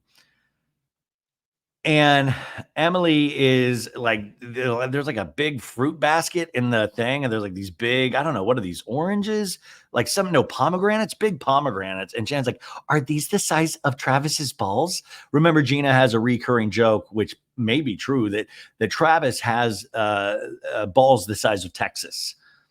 And Gina goes, no, it's that size when they're pinned up. You know, when I get home, and Shannon's like, wait, they get bigger as balls? Well, you know, when you don't release. And Shannon's like, are you serious? I didn't know that. In a talking head, Gina goes, the man has big balls. Since when is having big balls a bad thing? And Emily goes, you probably shouldn't have talked about people's balls. I feel like that's bad etiquette. Gina asked Shannon, how do you feel about tonight? And Shannon's like, I don't even want to talk about it. I can't tell you how grateful that I am for both of your assistants. And Gina's like, you don't have to be grateful, but no, for you having that conversation. And she's like, it's the right thing to do. And Shannon's like, because it is really beyond cruel. And then we go back to Tamra and Heather goes, forget about Shannon for a second. You need to talk to Jenn. You have not taken accountability for your part in this. The one thing you are not specifically saying to her to move forward is, I am fucking sorry.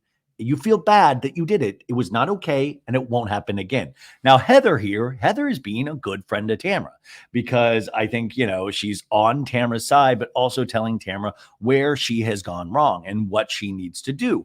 And so, yeah, I think Heather, right move in this situation. And everything that Heather is saying is very true. And Tamra's like, well, if I have the opportunity, I will. And Heather goes, tomorrow, take the opportunity. Can I tell you something else? I was jumping out of my fucking skin. I did not look at Katie once tonight. And Tamra goes, I didn't either. I looked at her and I just went, ugh. I love it. But this is what I was saying an hour ago. Like, whether Katie and her daughter are doing all of these things behind the scenes, we are not seeing it on the screen. So Katie just looks like this really nice, amazing woman. And so when Heather's like, can I tell you something? I was jumping out of my fucking, you were jumping out of your fucking skin about Katie when we had all of that other insanity going on at the table. And you're like, that Katie, she was a monster tonight. Heather goes, and also, you know, it involves all the kids. Emily's kids hate me now. It's fucking messy. Do you notice Heather has a real potty mouth in England? A lot of potty mouth language from Heather on the England trip. Heather goes, I am not going to fuck it up. It's Shannon's trip. She's excited. We're going to have a nice day tomorrow. I love that. Like, it's Shannon's trip. Like, they haven't tortured this lady for like 3 nights straight. Now back to Shannon. Shannon's like, it's like the shit that Tamra brought up tonight. Really? Like, I'm not going to walk on eggshells anymore. And we had this conversation earlier today, Gina. Gina's like, keep my distance because I don't know what she would do coming after me. Is she going to go into Travis's divorce shit and bring that stuff up? Okay, so now we've introduced Travis to the mix. And I don't know if it's because Shannon knows she's talked to shit about Travis and Gina's relationship. So she's kind of putting that softball like, I don't know what Tamra could possibly say. What else is in these phone text messages we have? Who knows? Now we go back to Tamra, and Tamra tells Heather, Shannon called me last year before the reunion, said, you need to get Taylor's husband involved. John's an attorney. Now, Taylor Armstrong, remember, who was on last season of OC, I guess, she's with an attorney. And Shannon said, we need to get Taylor's husband involved. We need to find out if Gina pushed Travis down the stairs. And Heather goes, what? She goes, what? What? And Tamra goes, yeah. And talking to Tamra goes, there was an article that came out. Shannon asked John, can you dig this information up? And we see the article, and it's Real Housewives of Orange County's Gina Kirschenheiter accused of pushing boyfriend Travis downstairs during fight by his ex and putting kids in constant fear as he files police report. This is from June 14th, 2022 by Lindsay Cronin, has the byline on this. Well, Lindsay's name sounds so familiar. Is she Us Weekly? Anyways, that name sounds really familiar. But Tamra says, we got to see if there's any legal papers. And Taylor ended up calling Shannon and saying, John doesn't do stuff like this. He's not getting involved. Like, John's more of a financial attorney. This is weird. And Heather's like, that happened? And Tamra goes, Shannon's mentioned it multiple times. And we go back to Gina, and Gina in the room with Shannon and Emily goes, I said, Tamra, you have to understand when you do something like this, I am now worried that you would do this to someone else. Wait, by the way, worried that you would do it to someone else. We have a decade worth of proof that she does do this to other people just from the show alone. I'm not talking behind the scenes. I'm talking on the show. And she's like, it could be myself included, Now we go back to Tamra, and Heather's like, are you going to tell Gina? And of course she's going to tell Gina because she feels like Shannon threw her under the bus. It's a vicious circle, folks. It's dog eat dog in Orange County. People are losing belly buttons. People are throwing people under the bus right and left. And I will say just the amount of information these ladies have on each other and these ladies search out on each other is something to truly be studied. And I just wonder how deep production knows that it goes for these women, because production probably does their own light research. And then we have a whole, it's like they have, NCIS, and then they do like different iterations of NCIS. It's like Real Housewives of Orange County. And then there's Real Housewives of Orange County After Dark, where all the housewives dig up the worst shit. But Tamra's just shaking her head of like, I don't want to hurt Gina, Tamra says, but she's dancing with the devil. She would know that this is what you're dealing with. Okay, so Shannon's the devil. You're talking about a lady that hasn't pooped in 3 days. The devil is a regular pooper. Shannon can't be the devil. You're dancing with the devil. I'm dancing. I'm doing the fruity tooty. I'm doing the bat tootsie with the devil. Woo-hoo. And Tamara's like, this is your good friend now, Gina? Well, listen, Heather says, let's get a good night's sleep so that tomorrow we'll go to the country and go out and have fun. And so then they cheers their champagne, and then we cut to commercial. We come back. Everybody is getting glammed for the next day. Katie's showing Jenn what she's going to wear. Like, it's like this kind of 101 Dalmatians fur coat thing. And they're like, wear whatever you're comfortable in. And Jenn goes, well, I'll see whatever Zara option I have, which Jenn is like, listen, I don't only wear Versace. I wear Zara. I wear Ryan Bailey's favorite Old Navy, So we're over at Emily, Gina, and Shannon's room. And Emily's like, Shannon, did you sleep okay last night? And Shannon's like, and Emily's like, you were really emotional when you went to bed. And Shannon's like, it's a lot. Look, there are parts of this trip where I've had a really good time. It's typically when certain people aren't part of the group. And Emily's like, who would that be? And they're laughing. And then we have a split screen of like Heather and Tamra getting, done up and glammed. And we have a flashback to Shannon, Emily, and Gina talking the night before. And Emily saying, that night that you had the DUI, last night she brought it up. And then we flash back to that dinner and Heather going, in Sonoma, she had told me that she believes that John heard the crash. And Katie's like, she did? She showed me her text messages, gave me a timeline, how it's impossible for him not to have heard the crash. And Tamara's like, oh my gosh. Now, flashback to the night. There's so many flashbacks in this fucking episode. This is what this is just shows how old I'm getting, is that I just want linear storytelling. Like, if you want me to, like, I'm pretty quick on the uptake. Like, I can remember past scenes, but now we're doing flashbacks on flashbacks on flashbacks. At some point, I feel like we're going to flashback to Shannon in the womb. Well, this brings us back when Shannon's mom talked to her, like, in her tummy. It's so, I'm like, we just flashed back to a flashback, and now we're to the second flashback, but we're not in the scene. So this is the flashback where Emily's telling Shannon about this, and Shannon's like, wait, are you kidding me right now? In a talking head, Shannon's like, I'm just going to table this so I can go and enjoy the last day of a trip that has been horrible for me. I mean, just let alone, she still hasn't, the Shannon Beador Poop Watch 2024 is still, she hasn't pooped. So all these ladies are going out to their Sprinter van and going out. So we have Tamra, Emily, and Heather, and they're taking some tour, maybe Windsor Castle. And then we have Shannon, Katie, Jenn, and Gina in another group of people going on another Sprinter van. So we got two separate Sprinter vans, and they always do this. So each group of people can talk shit about the other group of people that aren't there. Good stuff. Tamra in the Sprinter van immediately hits us with, you guys, I haven't had I still haven't had a movement. And Gina's like, is it cramped? And Shannon's like, it comes in waves. It comes in waves. And Jen's like, they hurt. And then Jen goes, can you fart? Can you fart? I got to take a picture. I got to take a picture of this for posterity with my phone. Can you fart? The eternal. I hope Andy opens with that at the reunion. First things first. Can you fart? Can you fart? And she goes, no, I can't fart. I feel like I'm going to throw up. And I feel like and Jean's like, what? Do you want to trade seats? Do you want this bucket so you can throw up in it? And Jen's like, do you want to get out and have some air, Shannon?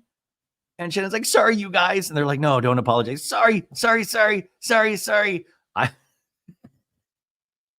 This poor Shannon Beador. Fun Lexi is like, I'm regular, baby. I poop 10 times a day. I fart is never a problem on my end. Right, Johnny J? Anyway, Shannon's like crying and wheezing. She's like, I've taken sad poops before, where I would just like cry, like, like, we've taken them. Come on, we're adults here. We can admit we've taken emotional poops. But now, like, Shannon is outside of the Sprinter van going, oh my God, the pain. And then Jen goes, I've been there. And everyone's like, why is there so much pain? And Jen's like, I have cramps. I need an enema. Right away. In a tongue and head, Katie goes, girl, you're compacted. You better run, girl. Girl, you're compacted. You haven't drank enough water, and we've been traveling. You got to take a shit. And they're literally carrying Shannon Beador. It's like she's like a football quarterback that's been injured. They're like on both sides of her, carrying into the hotel. And she's like, oh my God, I'm fucking embarrassed. The season of Shannon Beador embarrassment. Like, I just can't believe it. Like, we finally made our way to fucking like bowel movements. Gina's like, don't be embarrassed. You're okay. We cut back to the other ladies, and they're going through this cute little town, and we're at the Abbey Road where the Beatles famously took the Abbey Road photo. And when we saw the mid-season trailer, I said, this looks like Abbey Road. If you go back and watch, I was like, oh, I think they're probably trying to imitate the Abbey Road photo. And it's Heather, Tamra, and Emily. And I'm like, well, if they're huge fans of the Beatles, like, I would want to do this picture. So I'm like, they must be real Beatle fanatics. And a producer in a talking head asked Tamra, do you like the Beatles? And can you name the Beatles? And Tamra's like, there's John Lennon, Ringo Starr, and she blanks. She just doesn't. And she's like, and how the fuck do you not know Paul McCartney and George Harrison? How the hell, no offense to Ringo, how do you remember Ringo over Paul McCartney? She's like Chapel Roan, Zach Bryan. I know he was in the Beatles. Lee Greenwood, Kid Rock, later Beatles, sure. So, anyways, Heather asked somebody to take their photos on Abbey Road. And then we go back to Tamra's, and Tamra's still trying to guess. And she's like, Elton John? Was Elton John? No, that's not. I take that back. That's all I got. That's all I got. What music does Tamra listen to? I mean, what is she pumping iron to? Anyways, we see this Abbey Road photo. I don't know. Anyways, now they're feeding ducks bread, and some stranger offers them bread to throw at the ducks. Reminds me of shout out to Lisa Vanderpump, Hanky and Panky. The girls are taking more selfies, Heather, Tamra, and Emily. And Heather's like, oh my God, that's Windsor Castle. And then they're like, who lives in Windsor Castle? And so like, I don't know, the Windsors. And then they want to get a donut. And that's really harsh because we're reminded that Shannon can't eat any solids right now because she can't process any solids through her body because she is backed up. We go back and we hear Shannon crying, and we hear Gina like, how are you doing, Shannon? And we just hear Shannon go, are you okay? Are you okay, Shannon? And Shannon's like, no. And Katie's like, Shannon, I got it. It's like a bag of drugs. She's like, I got it. I got your enema kit. I got it. I got it from a guy in the alley. And they're like, do you want to do it? And Gina's like, I don't know. I think she's going to do it. In a talking head, Katie says, I got to say, this is probably the first time that I not only have brought enema bottles to a friend, but also offered to administer them. Katie, by the way, if you administered this to Shannon Beador, that's an automatic season 2 for you. You're like, the reunion, you're like, what do I have to do to get a second season? I literally put an enema bag into Shannon Beador's butthole. I am the new Dr. Moon, Anyways, Shannon's in the bathroom doing this to herself, going, I think I got it all up. And Gina is like, oh my God, it's so gross. And we just hear Shannon groaning, like, and Gina's trying not to laugh. And then we go back to Heather eating a donut in better times for Shannon Beador. So Heather's like, these donuts are so fucking good. And they just sit in this beautiful park. And Emily just immediately goes, okay, so Gina told me that you had a conversation about the thing that has to do with my children, has to do with Katie, Heather. And Heather's like, yes. And we flash back to Gina going, it was actually bad, Emily. Tamra brought up the incident that happened when Kylie babysat your child. Heather was really upset. She told us, she started crying. In a talking head, Emily goes, I have known about this for a long time, but I was not planning on talking about it.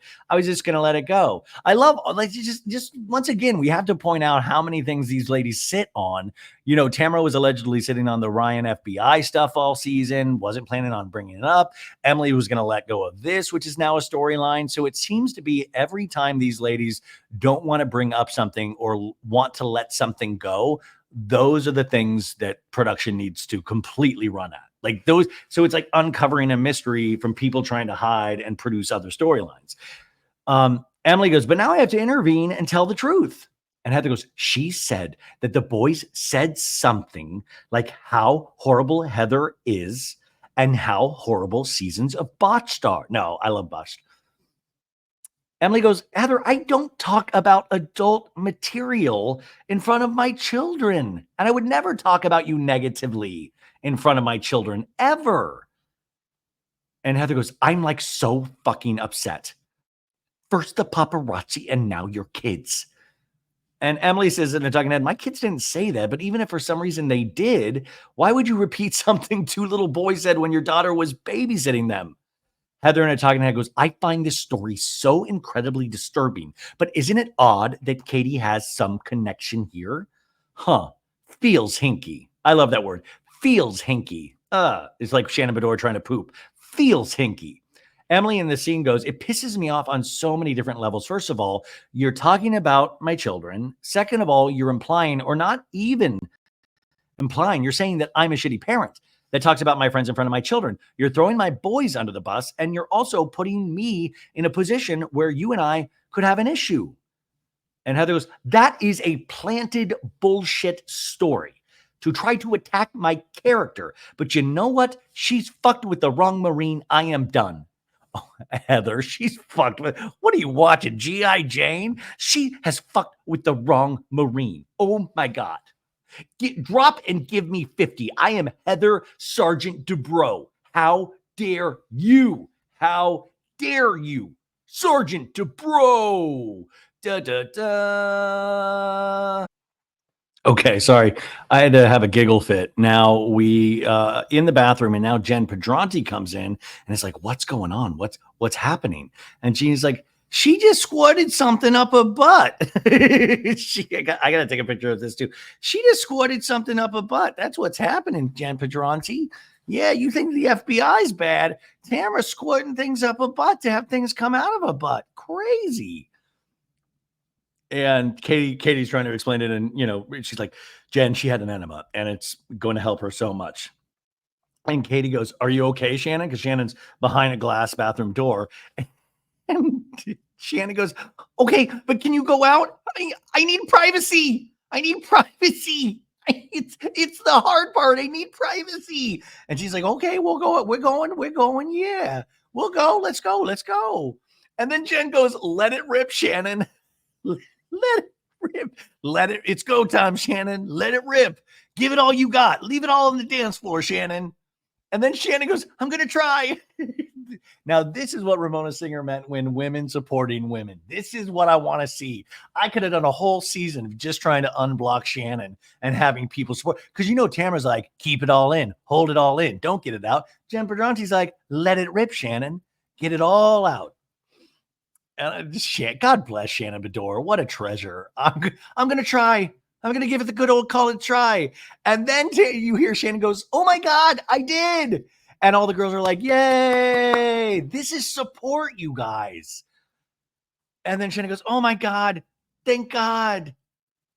And Gina's like, "Oh, hallelujah." And she goes, "Okay, now that I know she's okay, I can't." We cut back to the other ladies. And Emily goes, "I got a text from Gina." And they're like, "What?" And Emily goes, "Hi, Shannon got so sick when we were about to leave. Did an enema. She wanted to stay and rest a bit. She was doubled over. It was scary." And by the way, I hate to laugh because I know being backed up affects 9 out of 10 Americans. I've had it myself. I'm well. You know what? I shouldn't share personal stories, but I remember back in the day. I'm talking 12, 13 years ago.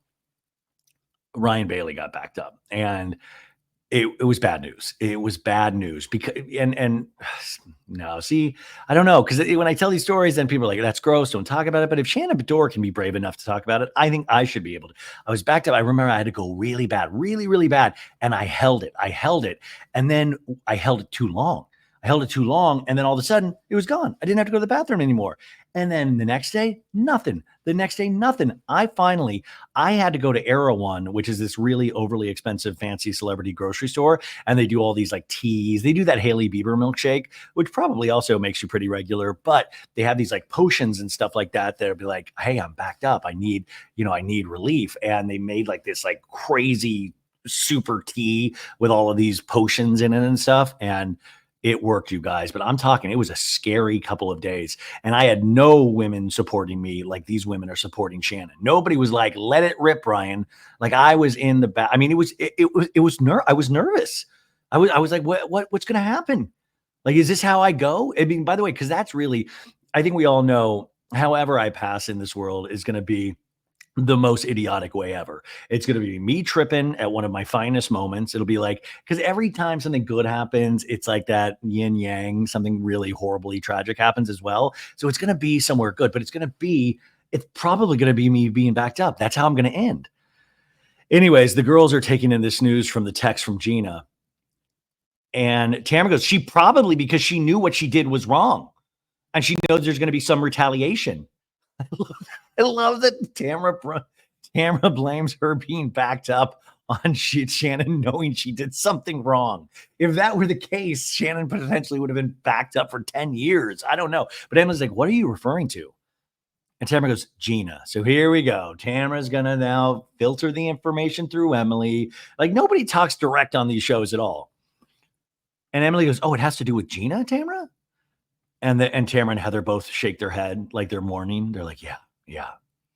And Emma's like, is it bad? And Tamra goes, it's not good, but is it so bad it's good? Hey-oh, 5-star review. Anyways, Tamra goes, Emily, 6 months ago, Shannon, she was digging up some information to bring it up at the reunion. She contacted Taylor's husband, John, who's an attorney. Listen, I don't care, John. Like, if she contacted Gloria Allred, I'd be a little worried. But she's like, Tamara's like, to see if there was any legal information out there about Travis's ex-wife, and Gina. And it was going to be her smoking gun to bring it onto the reunion. Emily goes, that's fucked up because that has to do with her children. Her children also have said bad things about Heather Dubrow. No, she goes, yeah.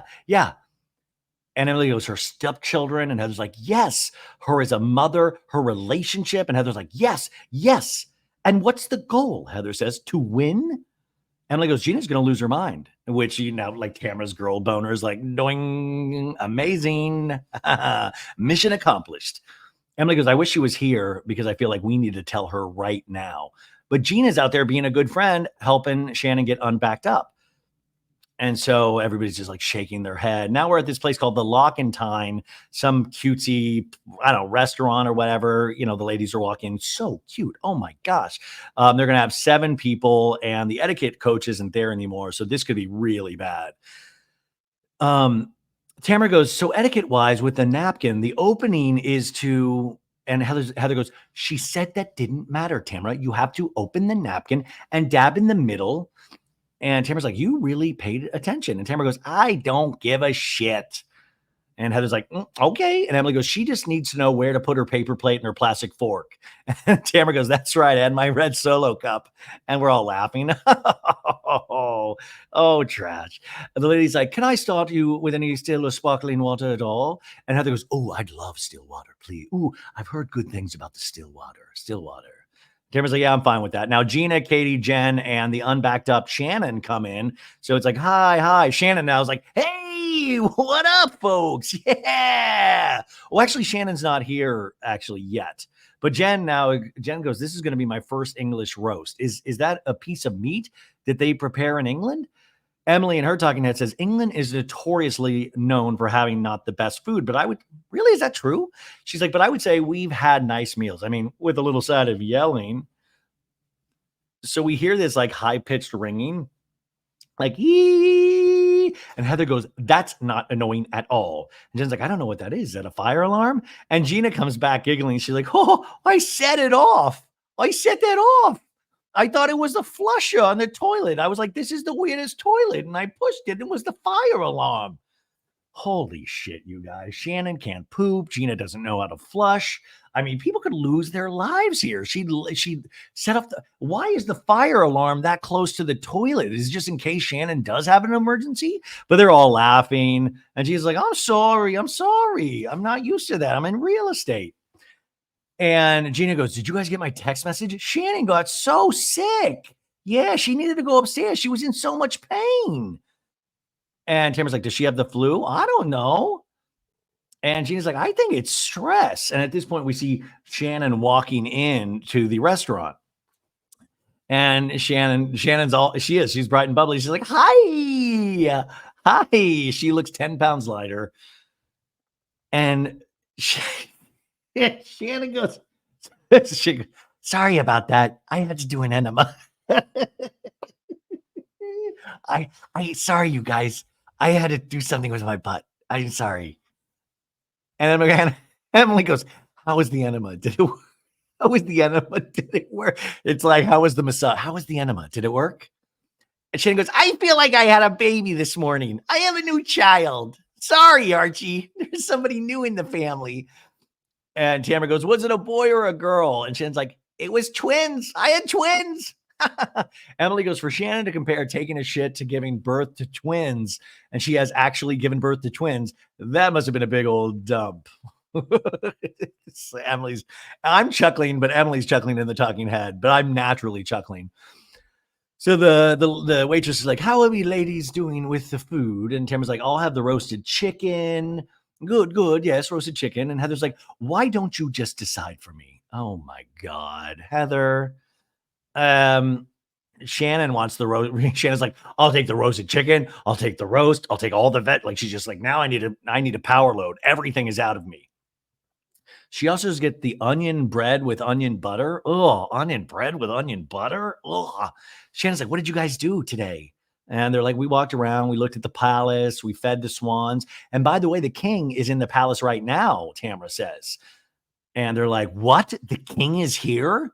Hello, it's me, Prince Charles. I've got my big puffy hands, and I'm a big fan of Real Housewives of Orange County. Shannon, I heard you took a massive dump in one of our loos. And Gina, I heard you pulled the fire alarm. It will not stand this kind of behavior. So they're saying if the flag is up, that means the king is staying there at the time. So this is a little bit of knowledge. Don't say you don't learn things from Housewives, okay? So Gina's like, oh, maybe that's why no one could go in, maybe. Yeah. And then Shannon's kind of like, her shoulder is like to the back of like Heather's to the right of her. And Heather's like, hello, why is your back to me, Shannon? And she's like, I was just talking. Are you annoyed? Oh, I'm sorry, Heather. No, it's okay. It's just hard to sit in the middle. I was just wondering, Shannon, if you were upset about something. And Shannon's like, well, can we talk? Sure, Heather says. So now they get up and Heather's like, should I take my drink? And Shannon's like, yeah, I guess, whatever. And so they are going off to have a conversation. They put their coats on. Shannon's ready for business. So they go outside up front. And Heather goes, honestly, I know I'm going to be upset in 2 minutes at this weather. But for a second, it sort of feels good, Shannon. Now, in the dining room, Jenn with the other ladies goes, what's happening here? What's going on? And, and Katie's like, yeah, what is? And Jen's like, I don't know. And now back out to Shannon and Heather. They have like blankets over them. It must be pretty chilly. And Heather goes, what's going on? And Shannon goes, so I spoke to Emily and Gina last night when we got back to our room. When I was in Sonoma, it was a big decision for me, Heather, to come to you and talk to you. When we first got together, it was about let's start building trust. And so I thought you were the perfect person for me to talk to. And I told you when you came to breakfast with Emily and I that it was upsetting to me that other people that like even at the table that you said you showed me a bloody picture of your face. And it was like, oh my, like this is exactly what I didn't want to happen, Heather. And the girls told me that night when I went up to the room that you sat there and you told the entire group the whole story. I don't understand. When I expressed to you in the morning how upset I was, why would you sit down and tell the entire group? And Heather just gives Shannon a look like, I'm rich. I'm regular. I can poop on my own. Like I do not need this kind of aggravation in my life. And Heather finally goes, should I respond now? And she's like, yeah, I'm done. It's like, yeah. Heather goes, I find this a little bullshit. This is what language with Heather, language. We got to put a quarter in the swear jar, or maybe for you, like a $10 bill. I'd be a rich man by the end of this trip. Heather goes, first of all, I will tell you, I don't remember you saying, don't repeat this. And then we flash back to the Sonoma scene of Shannon crying in the bathrobe to Heather going, I don't want other people. We don't. And Heather's like, we don't have to bring this to the group. And Shannon goes, I appreciate that. Now, of course, the reality of this is there are cameras there and it's being filmed. So, I mean, it's going to get out at some point. So that is kind of redonkulous when you think about it. Talking to Shannon goes, I was so upset that day in Sonoma. She was in shock when I sat down and acted as though she cared. All that Heather is doing right now is reiterating that I made the wrong choice. I should have chose Gina. Heather in the scene goes, first of all, I had already heard the story. So I knew that Tamra already knew. So I understood that this wasn't new information that you were giving me. In my mind, because Tamra already knew, I assumed that it was for public consumption. And Shannon goes, I made it very clear. And Heather goes, then I apologize. I was only telling you, Heather, me sitting down with a girlfriend, that's what I did. That's what I wanted to share with you. And I didn't feel any compassion from you either. I thought that night you would come up to me and say, are you okay? And Heather goes, I was so worried about you. Are you out of your mind? Don't say that. Shannon goes, you were compassionate. And then Heather goes, that's Bullshit. $10 in the swear jar. Shannon goes, I thought later that night, Heather, how are you doing? Are you okay? And Heather goes, I feel like this is a big spin job. And I will tell you, when I heard you on Jeff Lewis, I thought you were controlling the narrative. That's what you do. You did it years ago when David had cheated on you and you didn't want to bring it up with everyone. Bringing up David Beador. Let's attack Shannon with everything she's done. At this point, I feel like I wish there were paparazzi cameras on this one too. You know, like Shannon's like, look behind you, Heather. Oh my God, I did not call those paparazzis. Shannon goes, I tried to save my marriage. Are you serious? And Heather goes, I know, I get that. But you dripped out information when you wanted to drip it out when it was convenient for you. In a talking head, Heather goes, we all knew David was having an affair, and I was not going to blow up her family on television. Like, I will make her miserable in other ways, but I have standards. Heather goes, Shannon and I went toe to toe, and we flash back to that insane season where Heather and Shannon are going at it. And Heather's like, Shannon, if you have a problem with someone that's spreading rumors about you, go talk to them. I don't want to be a part of it. And Shannon going, Heather, I was told that you were spreading the rumor. And Heather goes, well, I don't know who's telling you things about me, so I can't be any more specific than that.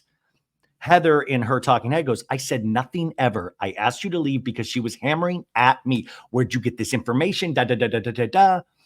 And Shannon in this flashback going, oh, you were telling this in this email and one person on this earth. Heather goes, I don't know what you're talking about, Shannon. And Shannon's like, I know that I got an email from my husband. And Heather goes, this is none of my business. We're done, Shannon. Please leave. In this talking head, Heather goes, and Shannon has now made me a part of this. I so don't want to be. And now I'm irritated.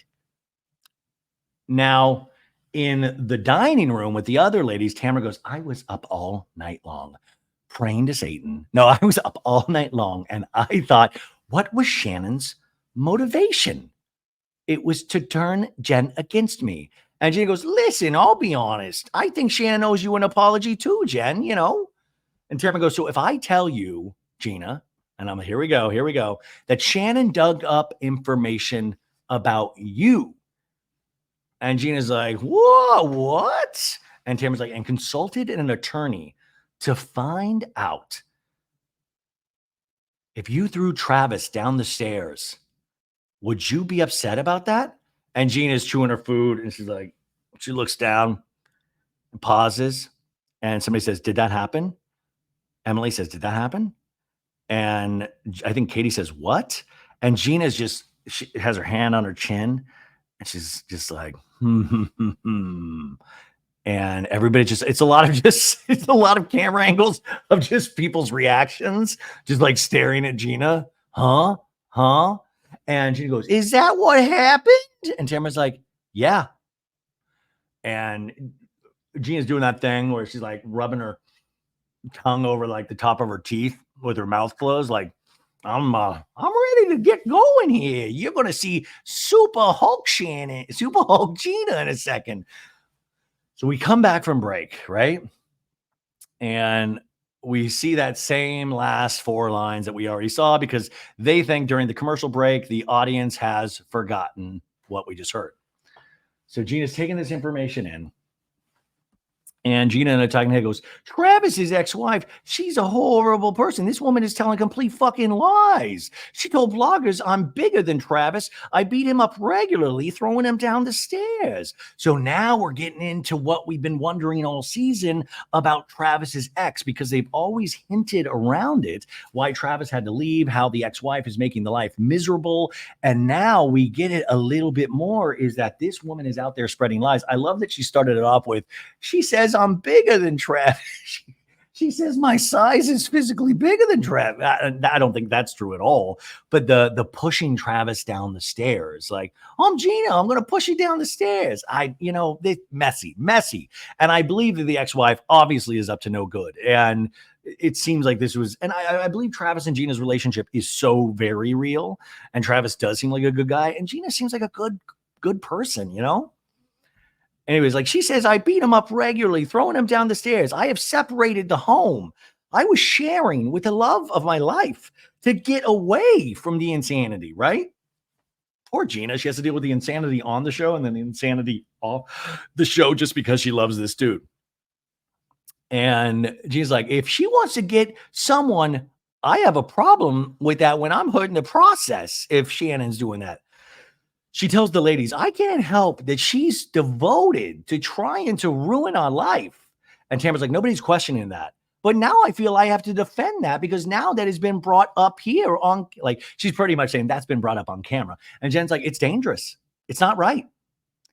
Tamra goes, Tamra's now gotten up from her chair like she's like Matlock. She's like, I'm telling you this because you schooled me all day long about do the right thing with Jenn, Gina. You shouldn't have done that. And I appreciated it.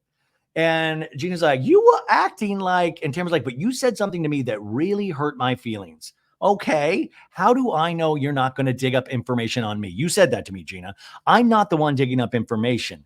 Your friend Shannon dug up information about you pushing Travis down the stairs. And Gina's like chewing her food, like shaking her head. No. And we back out to Shannon and Heather. And Shannon's like, it was a mistake for me to tell you.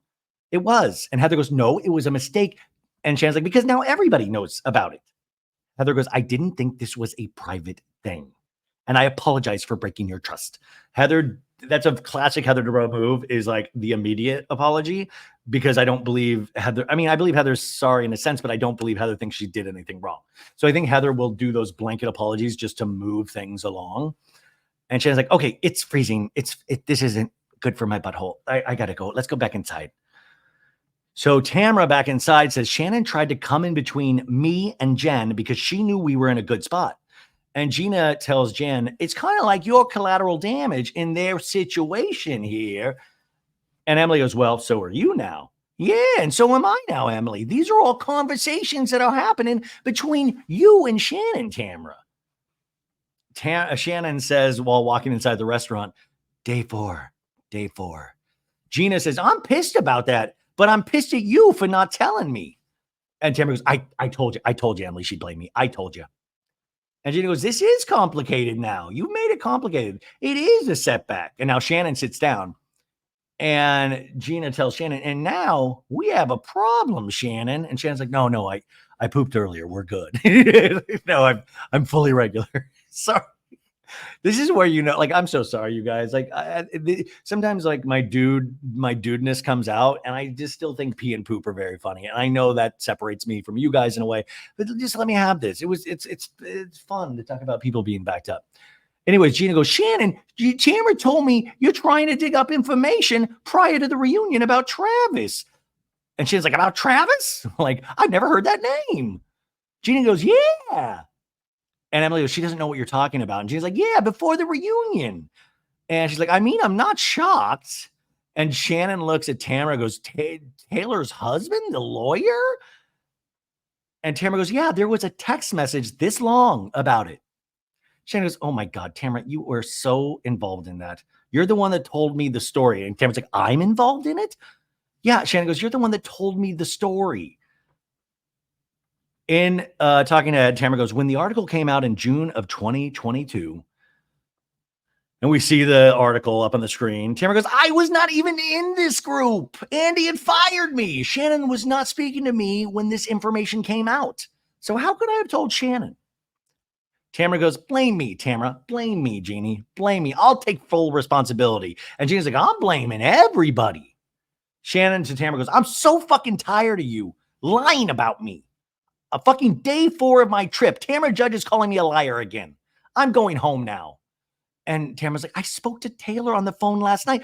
Oh my God. She's like, she's calling Taylor on the phone last night. Oh, just enjoy the trip. It's day 4. Tamra goes, she confirmed it all. It's Taylor. Shannon goes, okay, you know what? Stop. Katie in the talking head goes, has there ever been a dinner with this group of women that has been pleasant?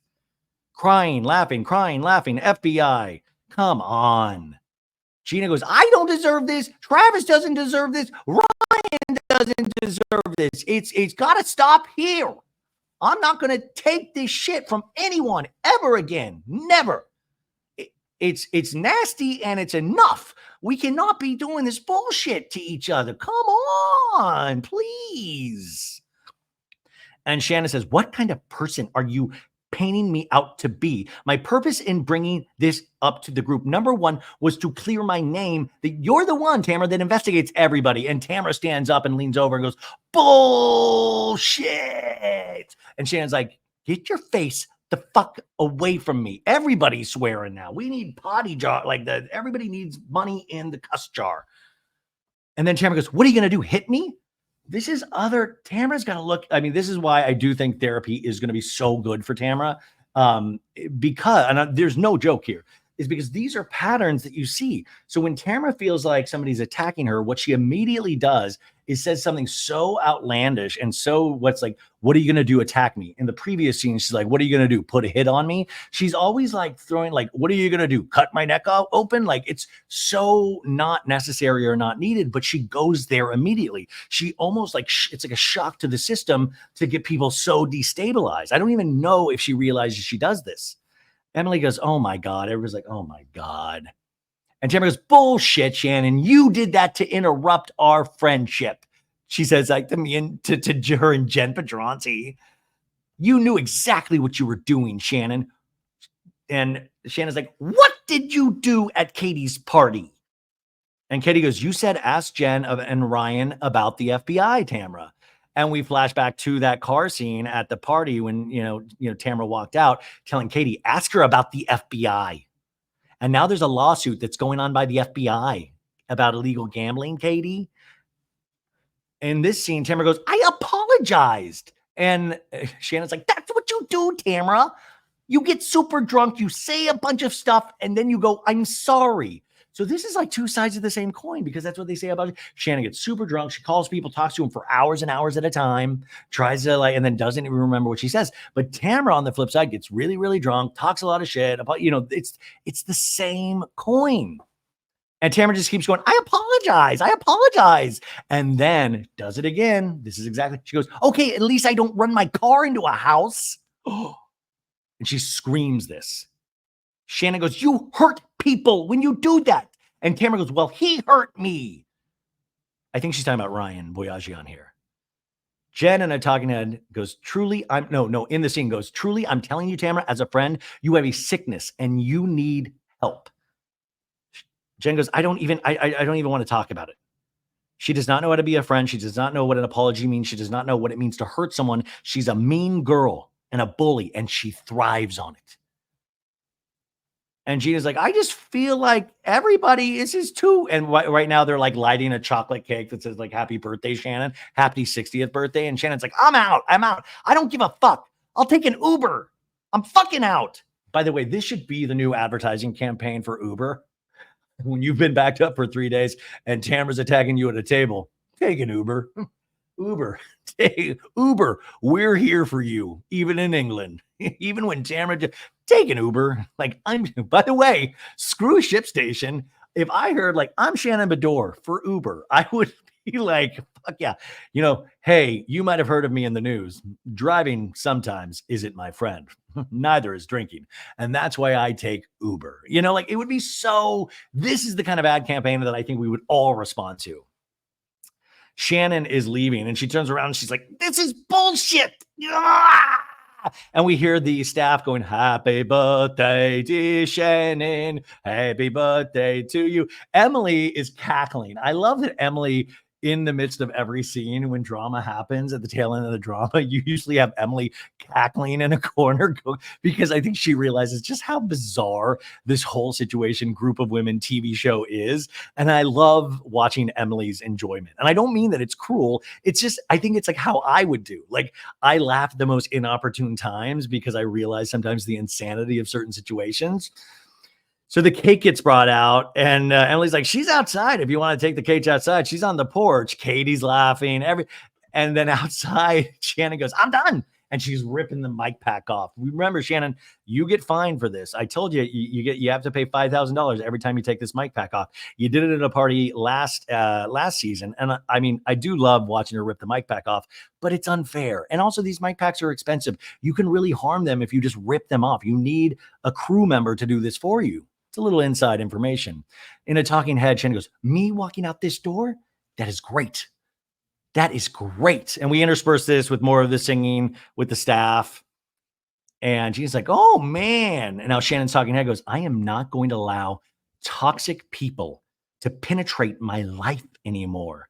I feel like this is an announcement for a retirement. Like, okay, bye. I guess that's Shannon's last episode because this is what the show is. Shannon goes, she is fucking evil. And we keep cutting back where Tamra's like, oh, and she's blowing out the candles. Oh, thank you so much. Wow. And that's the end of the trip. They are going to be, and this is where we get it, folks. Next on the season finale of The Real Housewives of Orange County. We have made it to the end of the season. So they're back on the home turf. We see scenes where Gina looks down at Jenn's hand and there's a big old rock on it. And Gina's like, oh my God, look at the real estate on your finger. I could sell that as real estate. And we see Jenn Pedranti in this like kind of Vegas wedding get up, and Ryan Boyajian's like in this like black or pink and black fancy tux thing. And Heather goes, it's a very Barbie wedding. And then we see John Janssen step out of an SUV kissing fun Lexi. And Emily's like, why? John Janssen just showed up. And Shannon whips her head. And then we see Katie saying something. We were giggling about it. And Heather goes, about the fact that I'm me. And she goes, I'm done. And walks away from Katie. And then we see Shannon talking to Katie and Emily, I think. And Shannon saying, when I say I'm done this time, I mean it. And then Tamra goes, Shannon Beador's out the door. Fun Lexi already used a similar joke in the first episode of the season, so I guess they're bookends. But Tamra is right next to Fun Lexi in this scene. Shannon Beador's out the door. And then we see Ryan Boyajian talking to the group of people at this wedding party and going, thank you for supporting us. And Gina's like, we love you, Jenn. We love you both. And then all of a sudden a headline pops up. Real Housewives of Orange County. Jennifer Pedranti breaks silence on fiance Ryan Boyajian's alleged gambling scandal. And Emily says it's around 16 million. He could go to prison. And we see Tamra put on an FBI hat. Waka waka, carrot top prop. And we see Gina talking to Katie, and Gina telling Katie, if she stays with him, it'll ruin her life. And then we see Jenn crying, Jenn Pedranti crying, saying like, what the fuck? And that was it.